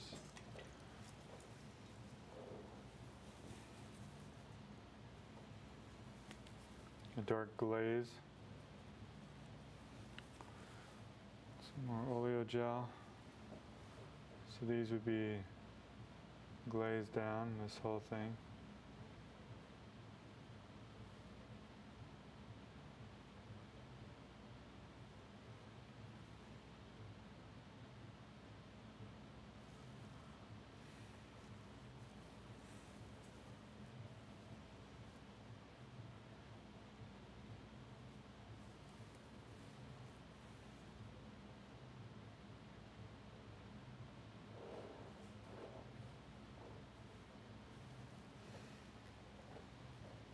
It's pretty good. I want to go in. I just feel like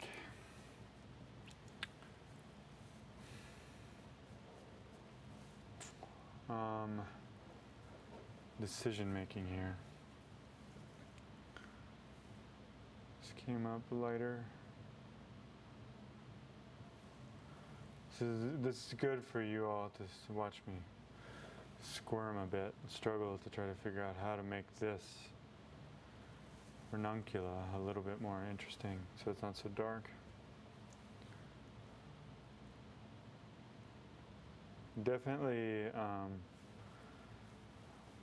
nature, my painting isn't as good as nature, so you can just always kind of by default just think, well, what is nature doing? And then try to incorporate some of those characteristics of the subtleties and variety that nature presents.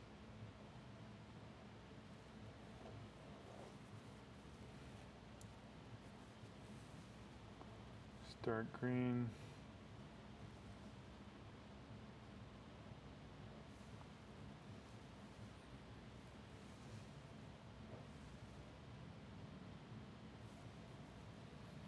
Come over here, think about some of this stuff again. I want to get, Fenton Latour would sometimes just use brown, like he was seeing green, much like how I'm seeing green in the stem here, but he would just use brown because it's a really nice way to harmonize your painting by throwing some brown in there. It gives it that warmth in the shadows that's happening. I mean, he would do it, almost exaggerate it quite a bit to where you know by looking at the painting, you're just like, wow, he decided to completely forego and just paint it all brown, like intentionally, just the whole thing, the whole section. So that actually is part of the rose. So I'm trying to put some of the background in here. Come back to the rose.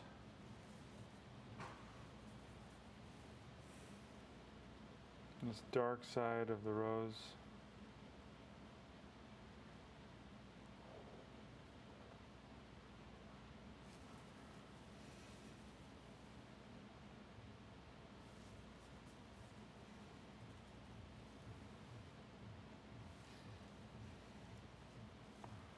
So the workers downstairs are really having fun. I'm bumping it.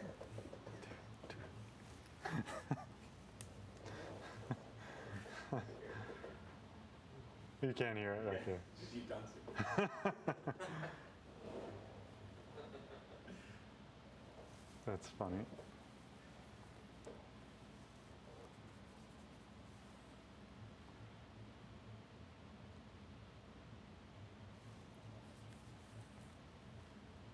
Maybe we should tell them to turn it up then. It's Saturday. We're almost done with this thing. All right, the form turning back. There's a little snippet of texture there that I'm going to get rid of. See that? Just that little piece there. That's, you don't want that.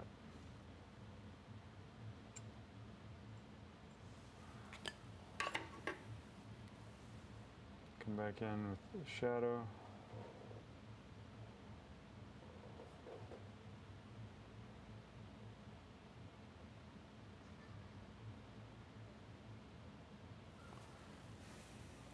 That's that rose tucked in there. I'm going to grab some of the light green, the mint here, mint leaf.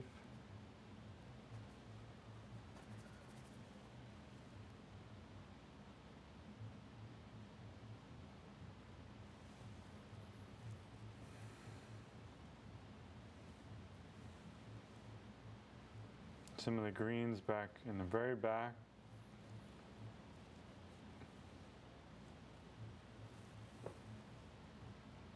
Next to the pitcher plant back there.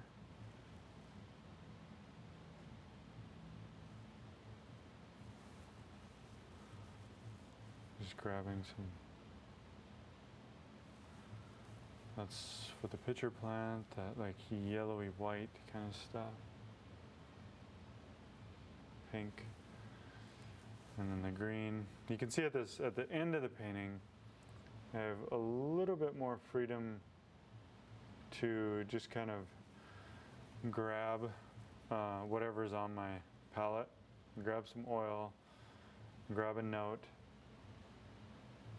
and I don't have to be quite so careful. This is the oleum. It all comes from the center point there.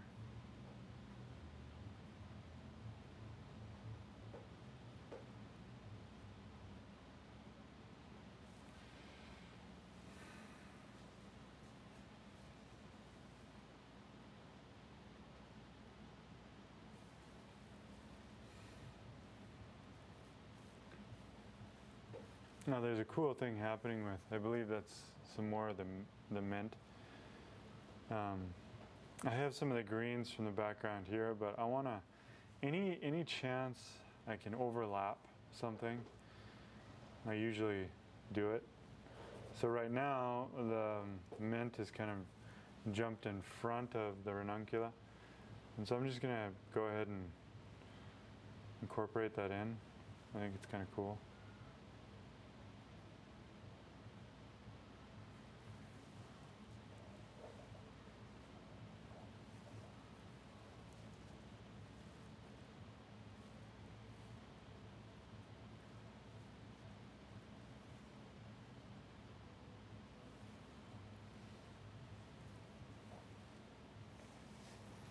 So that physical layering of the paint, that's a big part of my process. I think for the sake of it, I'm just going to test it. I'm going to jump over here. It looks like these little bells on the Solomon seal. What's up, buddy?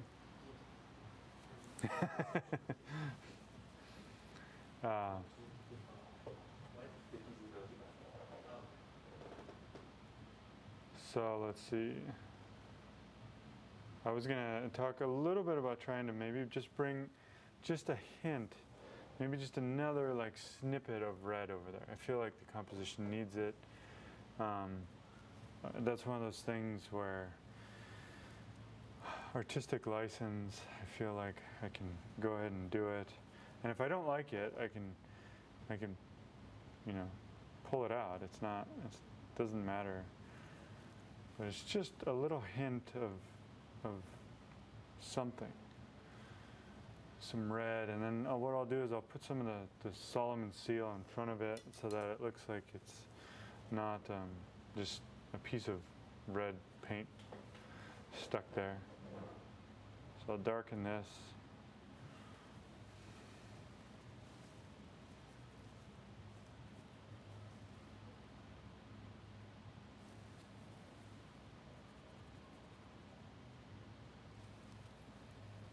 And then these things.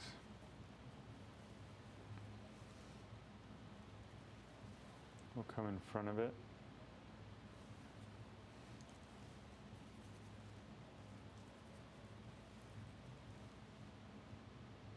The yellow is a little bit brighter.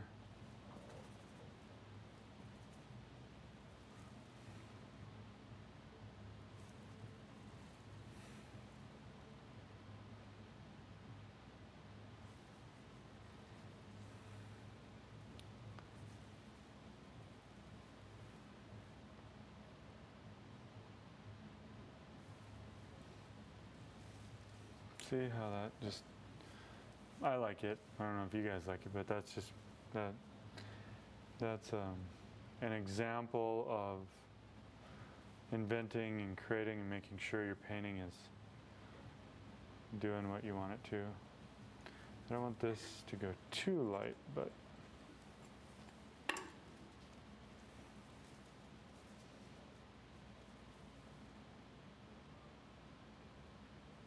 that's that stem coming out there.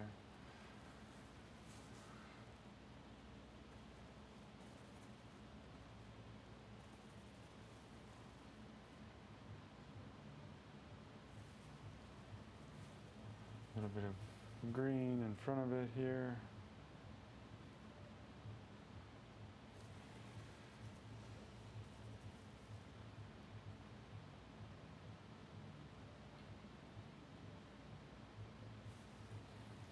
See, when you're an impressionist like Monet, then you're taking everything and you're flattening it out. But if you're thinking about the atmosphere and the space, the three-dimensionality of the setup, not of my painting, but of the setup, then you can bring some of that intentionality into your work, and you can really be intentional about just making sure that this is in front of that, that's in front of that, and layering it.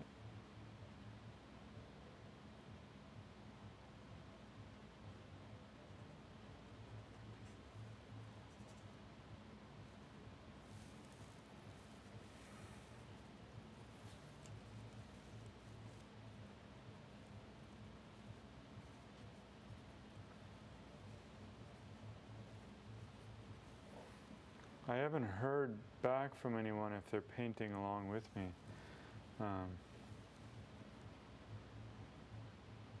Is anyone who's watching, or is anyone painting?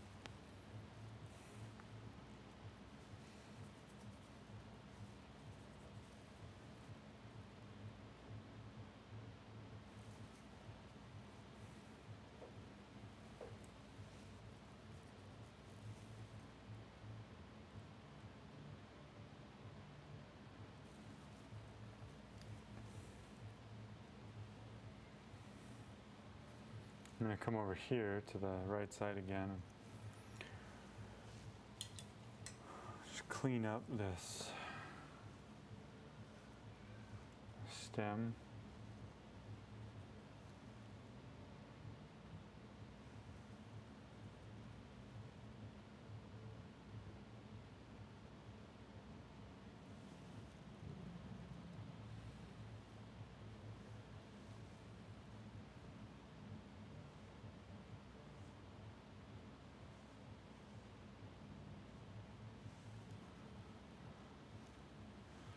Some of these.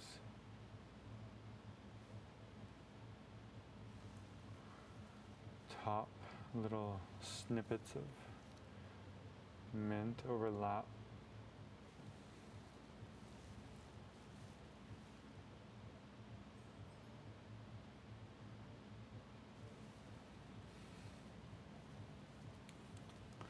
I'm going to scrape this back from yesterday. There's like a little chunk of paint there.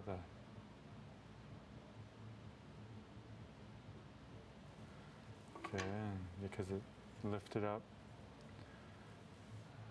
snip it off.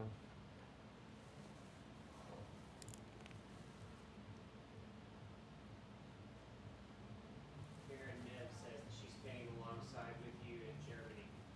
Oh wow, awesome. Sweet. In Germany. Even cooler. You're learning a lot from the process. That's great.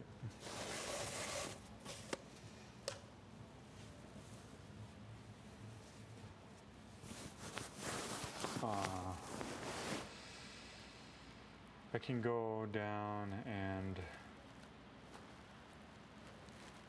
Joe, can you do me a favor and just make sure that I'm going to move this to the right just a little bit. Make sure that the focus on that, just so I can get over here comfortably.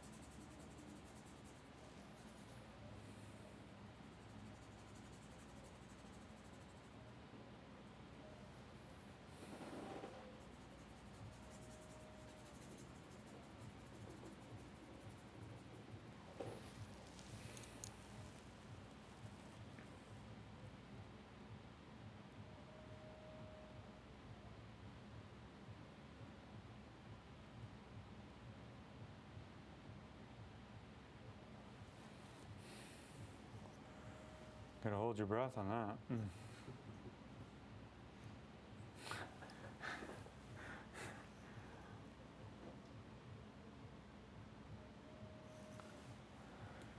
All right.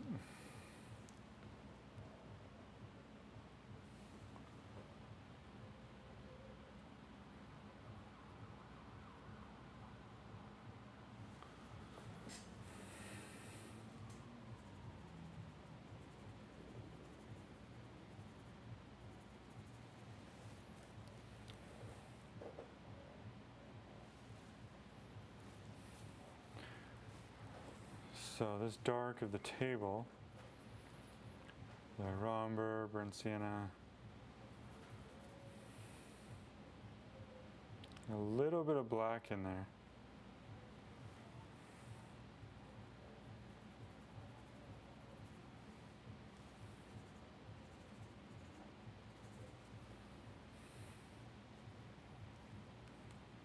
This.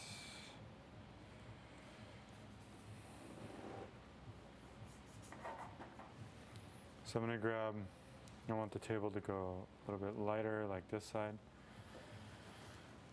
What I may be able to do is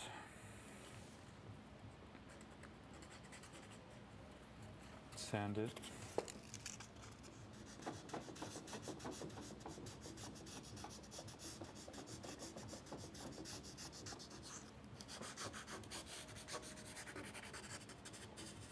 So now into that, because I've gone down to the foundation, and then I can scumble across it so then the white then is left.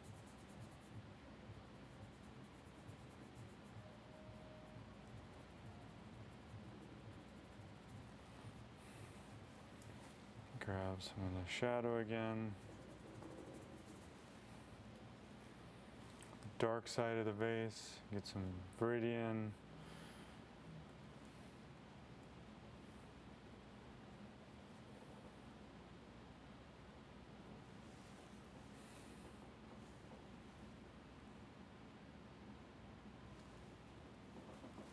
There's some stems that are A little bit lighter down there towards the bottom.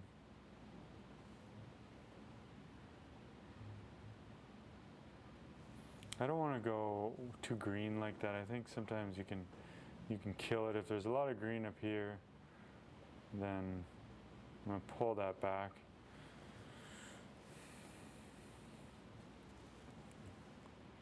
Try to put in a real dark.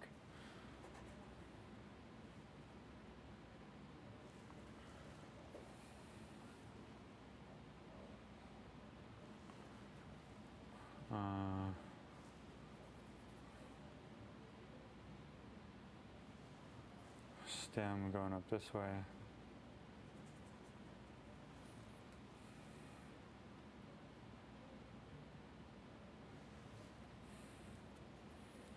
Then there's dark.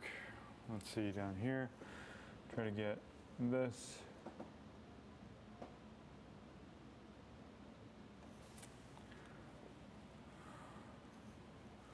And there's the dark reflection of the glass.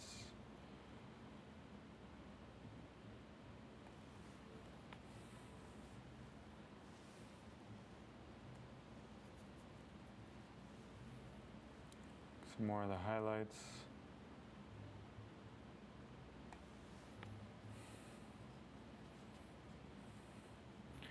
It's very influenced by Fenton. I mean, I can't help it. I hate to do that, but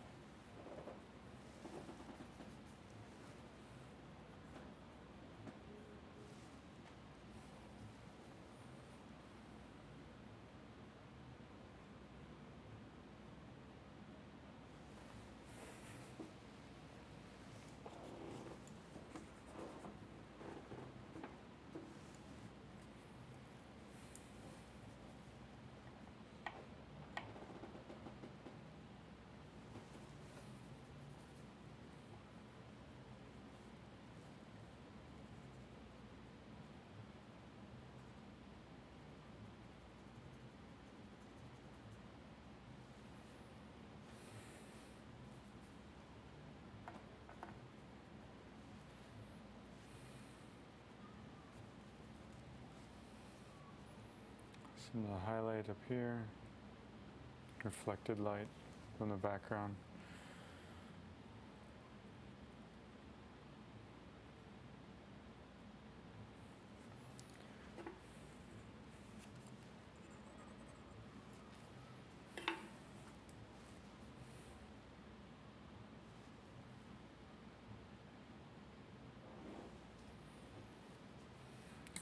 Let's see, how are we doing on time? 12:15.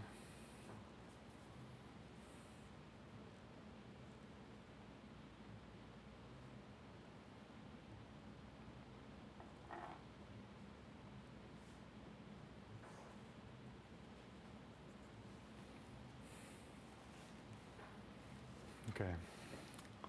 Scanning my around, coming back up here, I want to try to glaze over top of that ranuncula up there.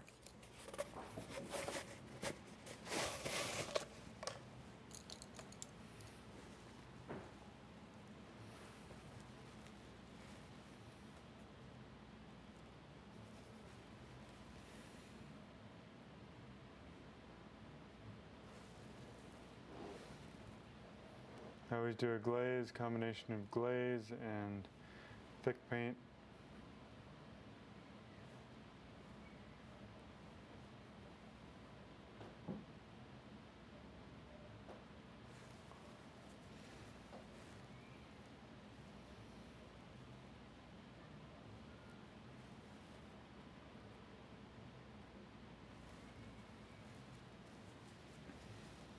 Oh, I had said the other day that I was going to do on the pitcher plant, I was going to do, come in here and do some of the veins.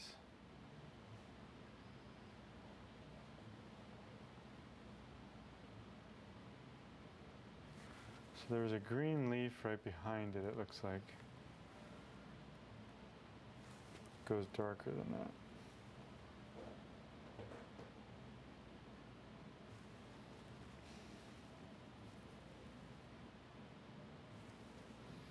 But then there was on the pitcher plant, there's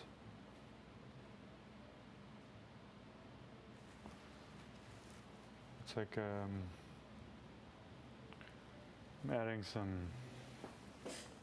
blue and burnt sienna into this red. Come in here and try to pick out a little bit of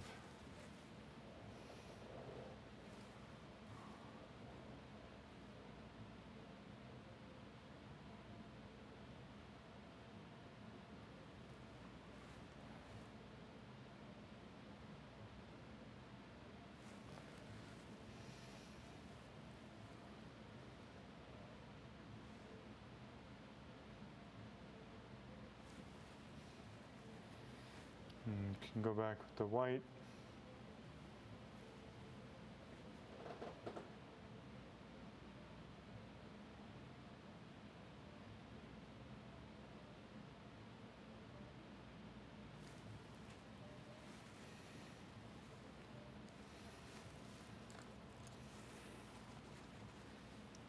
Fan brush, soften it. And there's one behind it back there. This one died right away at the beginning, but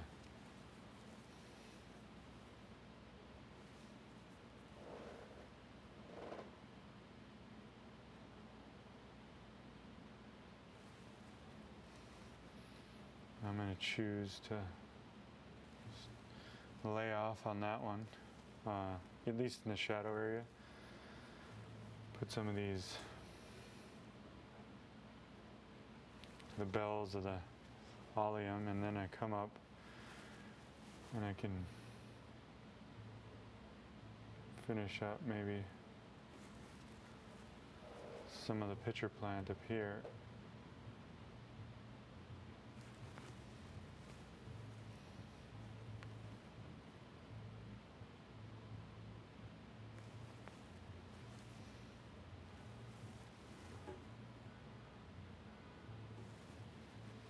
This one, same way.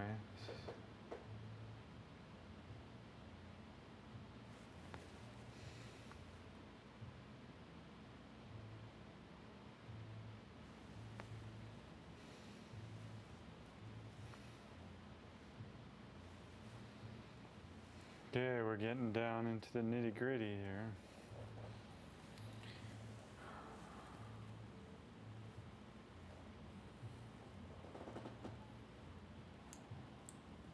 I think I'm going to take a break and answer some questions.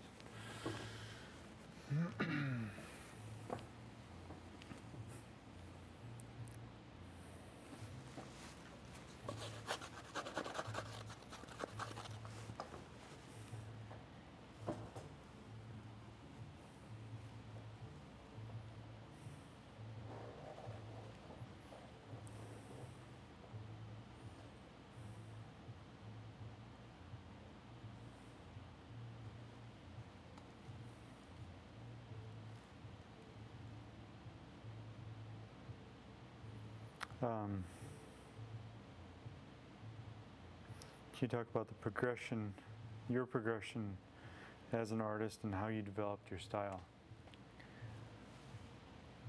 Yeah, my background and my education has really influenced my style.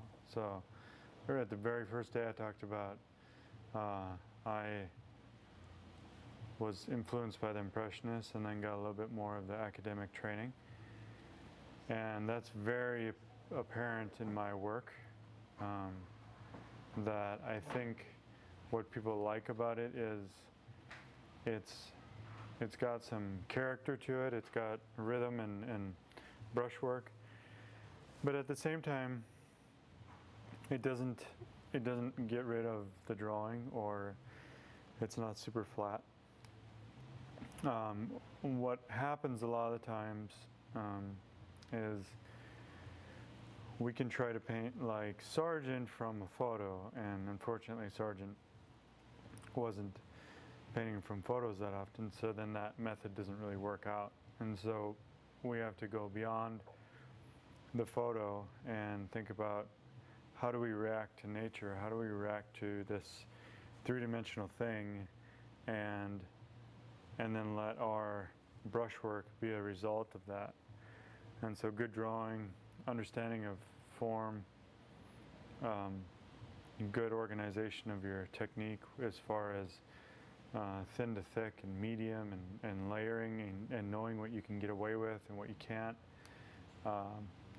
Adding paint texture, scraping, all those things create a style. But the thing that comforts me is I can get as crazy as I want on the painting, but if I ground it in the idea that all of this is affected by my light source, and everything I do, I'm thinking about where it's at on the sphere and thinking about how it relates to a light source, then that becomes my style. Sarah Brown says, "Thank you, Michael. This has been a real privilege to watch your work live in this really brilliantly executed production.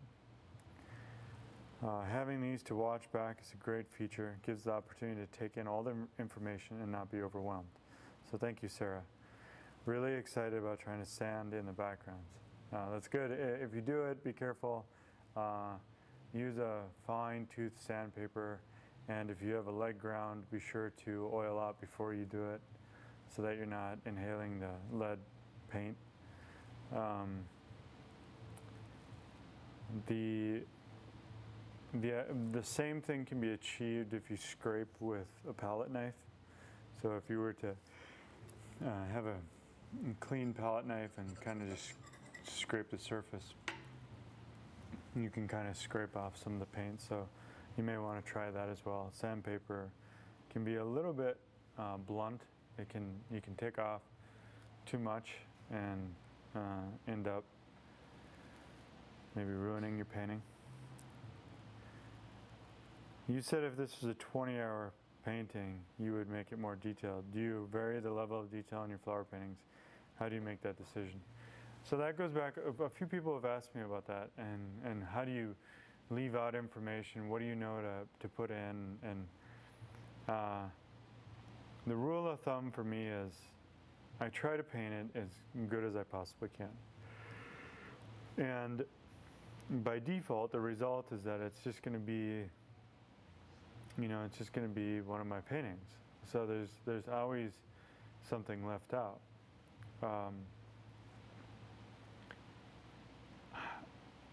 I don't intentionally leave stuff out per se. I just try to paint as best I can, and if I were to go for 20 more hours, or 11 more hours, then it would have a tighter finish to it. I used to do I would paint about 5 or 6 hours a day, and I would do about, I would say, 4 hours a day. So that was, right around 20 hours. Sometimes I would spend like 3 to 6 hours on a single rose or a single flower. And the fun thing about that is you can push the level of realism pretty high. And if that's what your goal is, then I encourage you to keep working on it.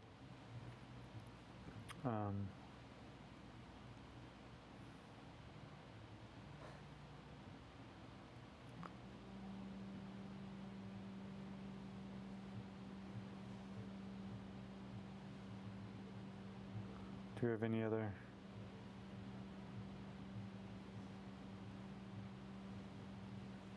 Let's see, I'm trying to think of what I could talk to you all about that I haven't covered.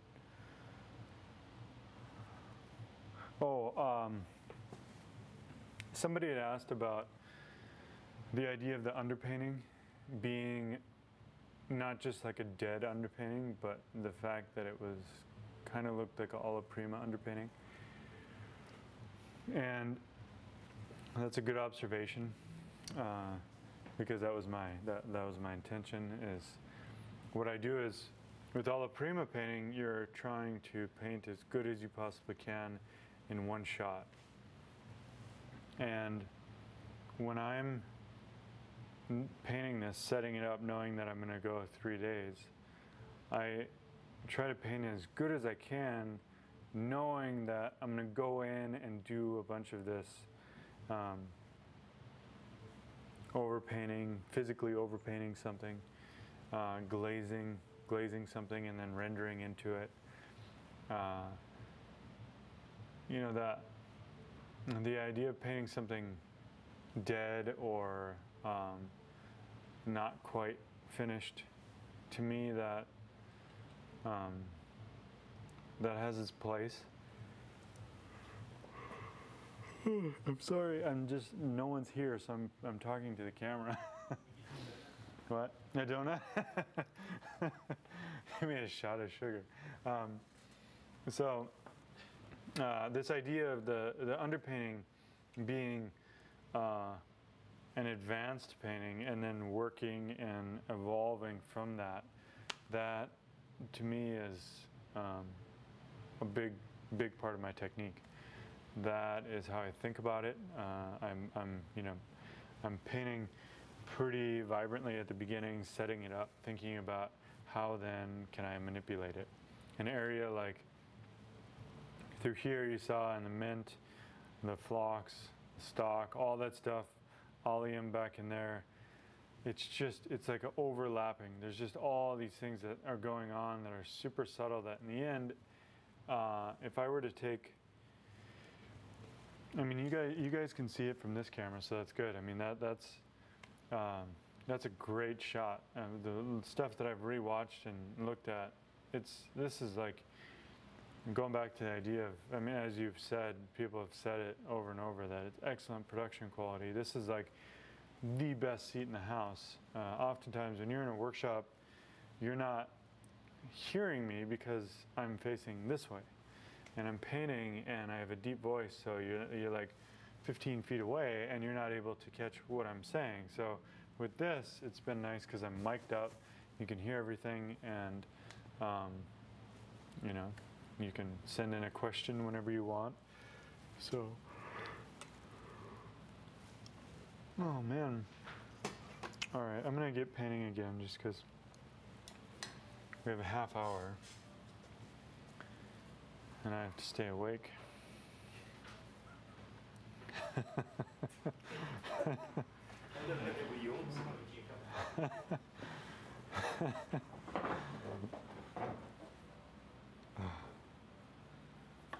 There's no time for screwing around here. We gotta have some fun. All right.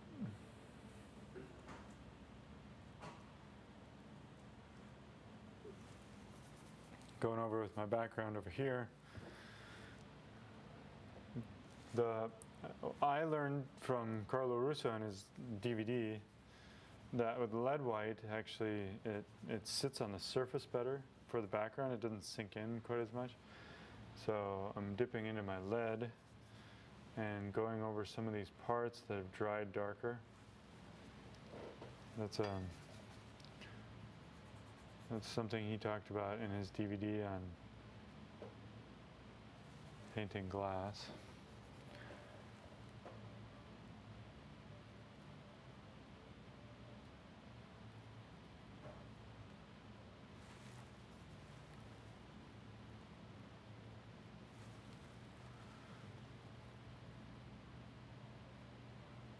Louis, was there a question from Brian in the emails? I thought I saw something. It was just a comment. Oh, okay. All right. I just want to make sure we didn't miss it. This is so helpful with learning a lot. That's great.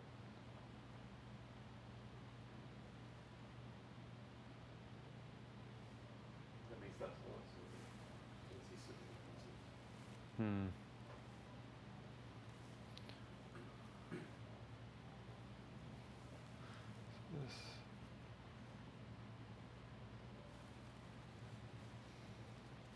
I've been wrestling with that stem the whole time. If I could go back and make a different decision, I would probably choose to paint that thinner, because it was kind of too thick at the beginning.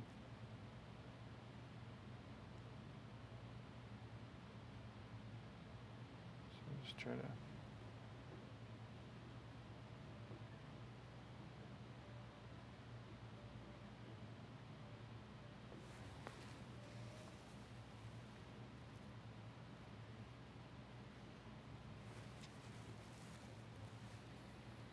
Now there's like some green stuff up there. There's a dark one that's in shadow, so if I go with the brown, another one that's kind of violet off to the outside, violet and green.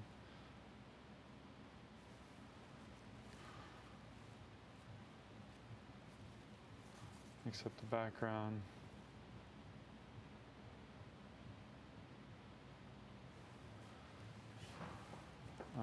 This part in here, you can still see some of the sanded background, so I'm just going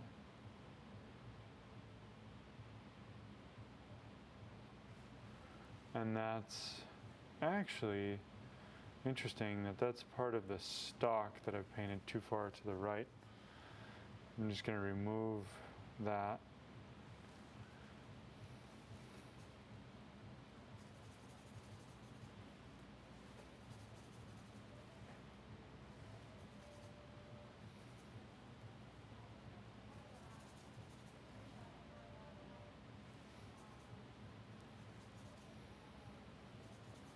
When I remove it,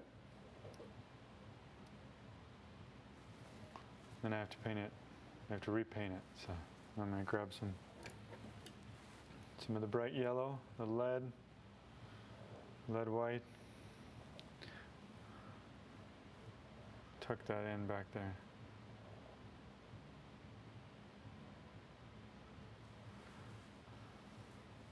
Behind the oleum.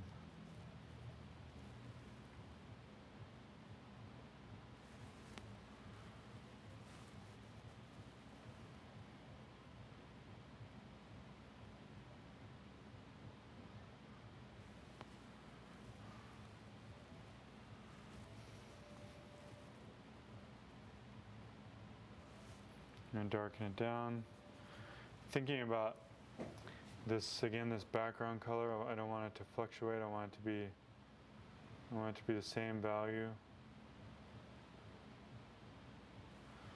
as much as I can all the way across. So.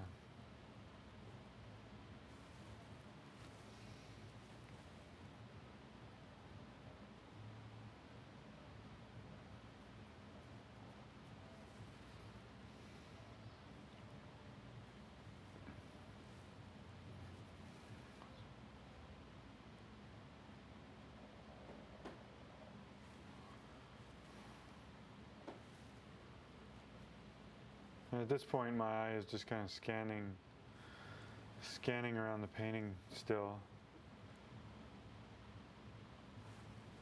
and looking at the painting as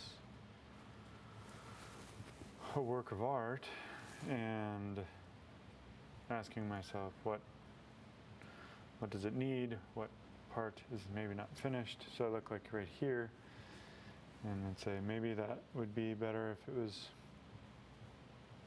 a dark yellow.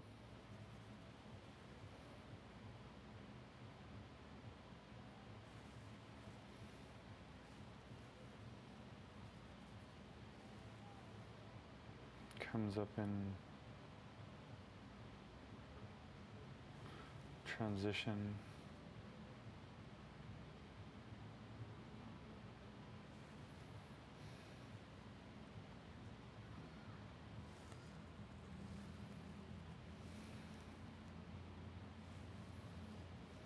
And grab some white.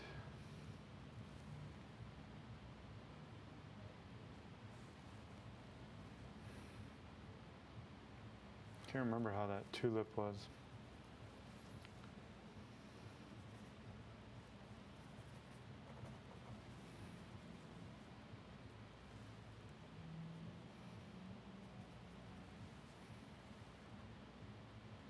Just kind of thinking about the transition.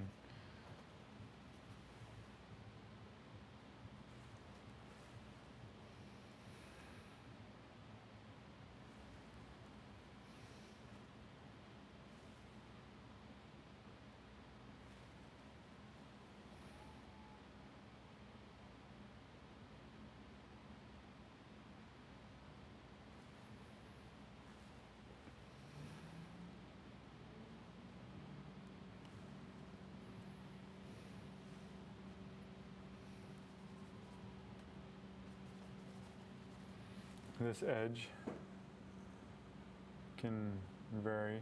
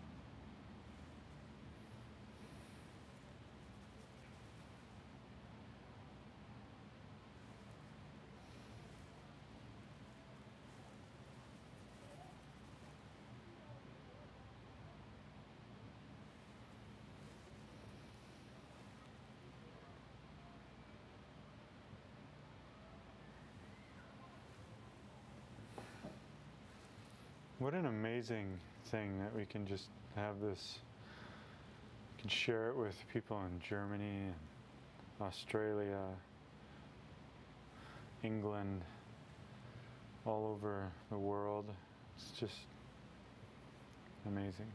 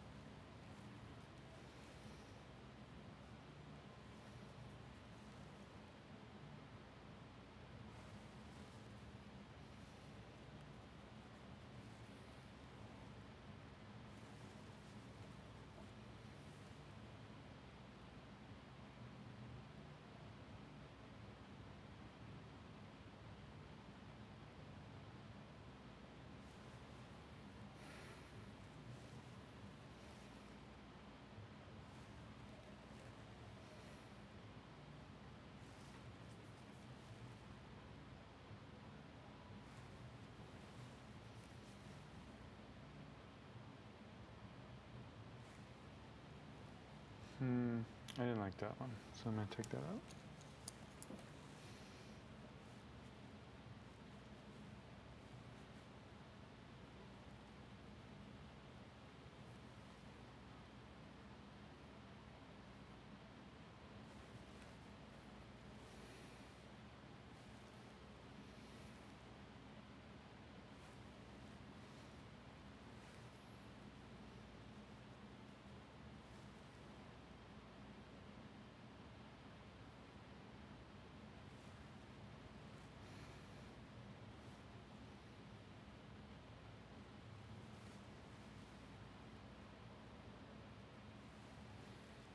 Put the green in front, so it feels like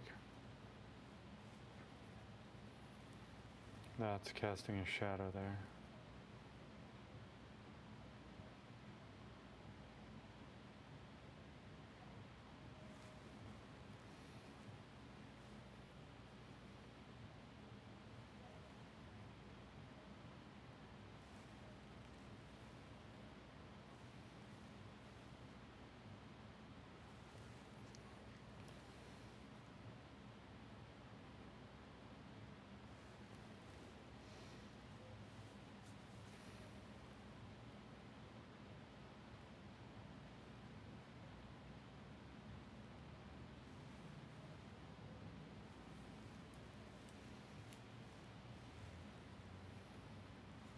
if I go over to the left here and work on some of this.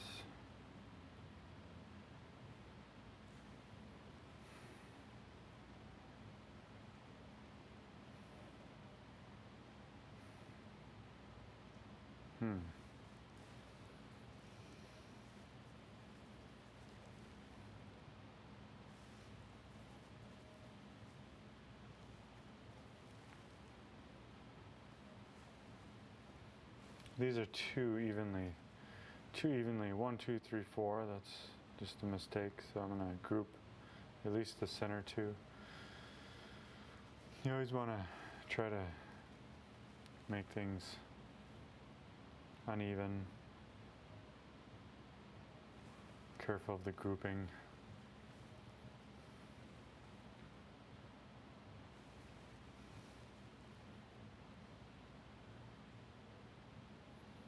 Asymmetrical is just more interesting.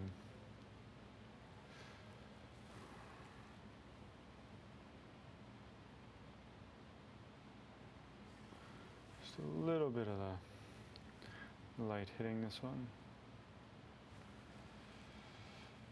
The bottom of that ranuncula back there.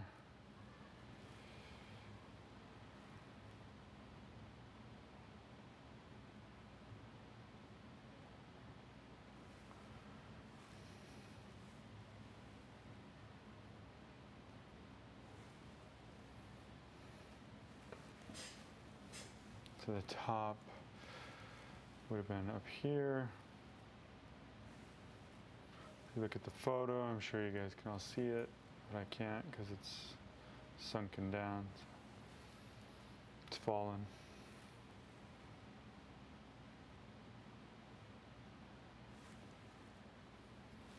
I do a really bright, not on that, because I was talking about how I didn't want that. I'll do it there though.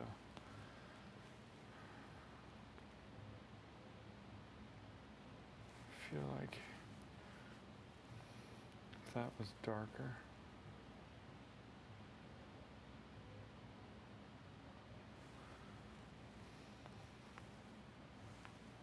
That's way too dark.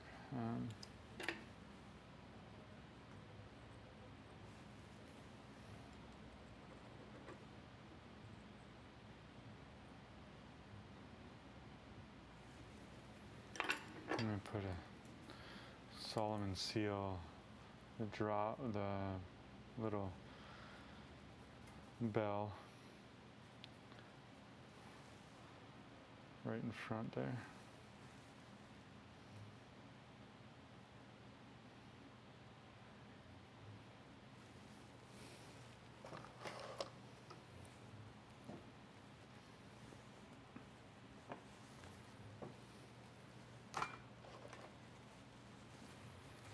.45. I'm going to do one last kind of quick question and answer, and then we're going to wrap it up.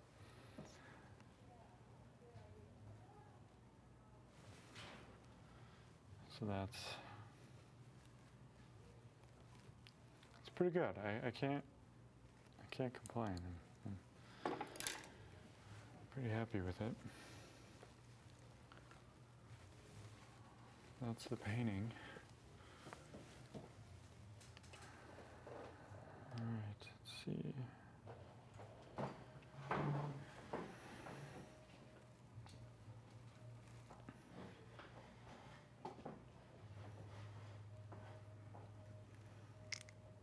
So the part about toxicity in lead white, yeah, I mean, you can be as careful as you want with it. It is toxic. So, you know, if I'm doing something that's not proper, I would suggest that you not do it. I think that if you're exposed to it a lot, you should be careful, and if you do a lot of sanding and whatnot, it has its risks, and you should be careful.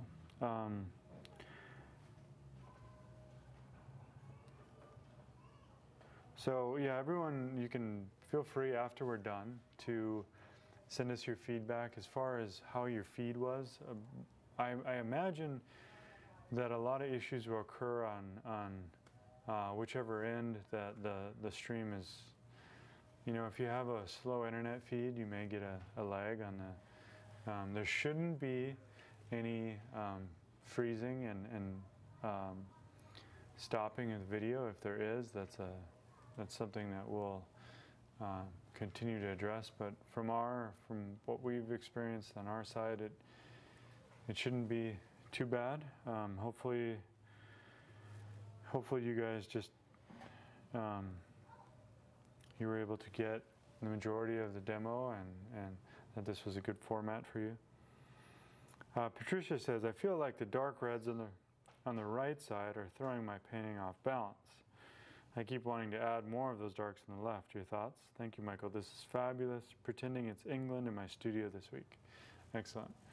Yeah, so she's probably going to take the workshop in England, so I look forward to working with you. And she's more than likely painting along with me, so that then her reds, these really dark reds on the right, are throwing her painting off balance. And what I was trying to do to avoid that was I kept going in and I would get these really dark neutral greens so that any part where I had a dark red, it was balanced equally or just about as much with a dark green section. But then I came over here and I threw in these little snippets of color to be able to balance out as your eye flows around and goes through that. It wouldn't be so much about this red ranuncula. And I like the balance that I'm getting between this warm and that red, and then the white rose and the tulip. And I think some of this other stuff that kind of shoots up and goes. I'm thinking about that. I'm very aware of the fact that this is a composition that's divided down the middle. We have some reds and yellows, but I'm okay with that as well. I think that it's adds a little bit of variety. There's some pinks over here. What I could maybe do was play up. I could do the same kind of thing over here if I wanted to put like a deep yellow back here somewhere. Maybe that would be a possibility. But I think that the variety of like the way that this is super fine and light, and this is really big and broad and textural, I think that those things kind of balance it out.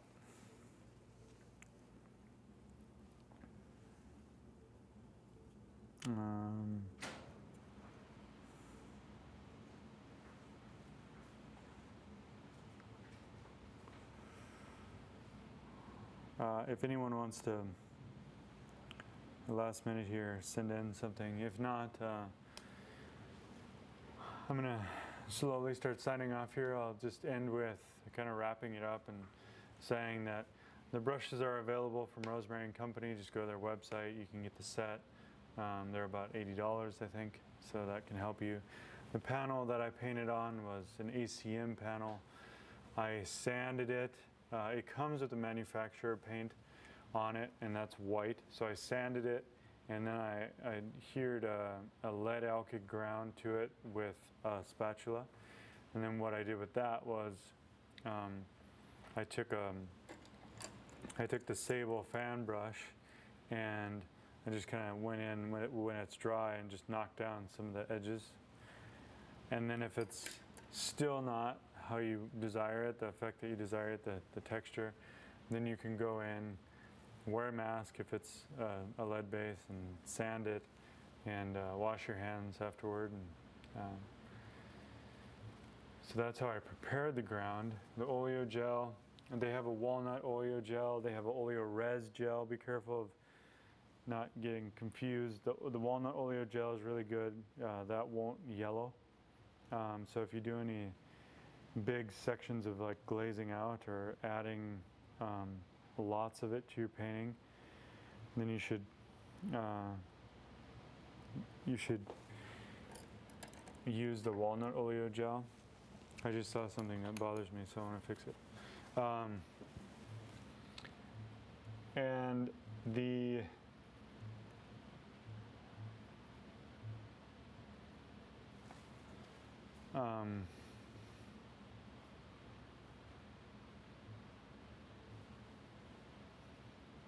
the paints are Old Holland, Winsor Newton, Michael Harding, Rublev.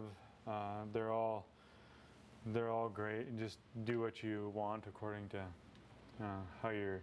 For me, it's always been an issue of if I try to introduce a color that's not what I'm used to, it just screws up my rhythm.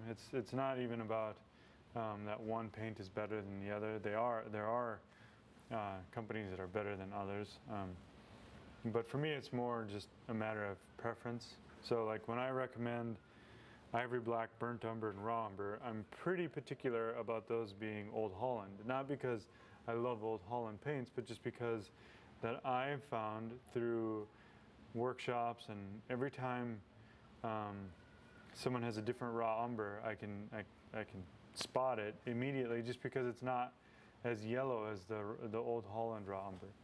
So it'll be a neutral, let's say Rembrandt's raw umber, if that's the case. Maybe it'll be a neutral green as opposed to a neutral yellow. So then I'm telling them to put a bunch of raw umber in their, in their mixes, thinking that it's a neutral yellow, and they're putting in raw umber, and it's way too cold. And so then that would be a case where, well, it's important to have the Old Holland because it's really yellow, and that's the mix. Not because, not because even I say so, or because I'm using. If I was really particular about, I don't know. I'm just thinking of like. Definitely there's two companies that make the stack lead white. It's Natural Pigments and Michael Harding. And I happen to like Natural Pigments, and I stick to that. And so, but you can use either or, and they're both great. And so there's no reason there. It's just that's what I use, and that's what I stick to. In the future, Do you mind if I got some good oh yeah, you want me to get out of the way? Yeah. In the future, we can do workshops that are, portrait painting workshops, figure painting. We can do still life painting. I think anything you guys want to see, we're really interested about trying to offer it to you. We would like to have artists who come from other parts of the world and country to be able to use our studio. It's in the that's oh, so that they can, so you can cut to it. But he's doing close-up shots right now. Now I'm about to switch it. Okay. That's fine, but it's. Yeah. I'll just let Joe do his thing. He's getting some nice close-up shots for the.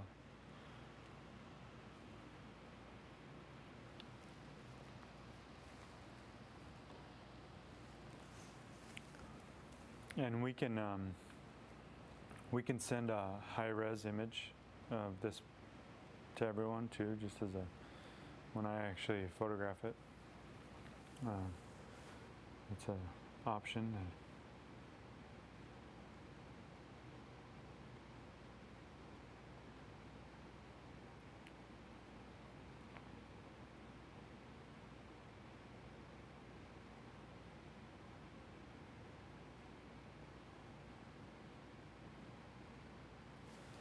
See if there's any more questions coming in. So we have another question from Sarah. The feed was great here in England. Look forward to Rosemary and Company workshop next month. So thanks again, Sarah. That's going to be fun. I'm looking forward to it. That's going to be an intense week for me.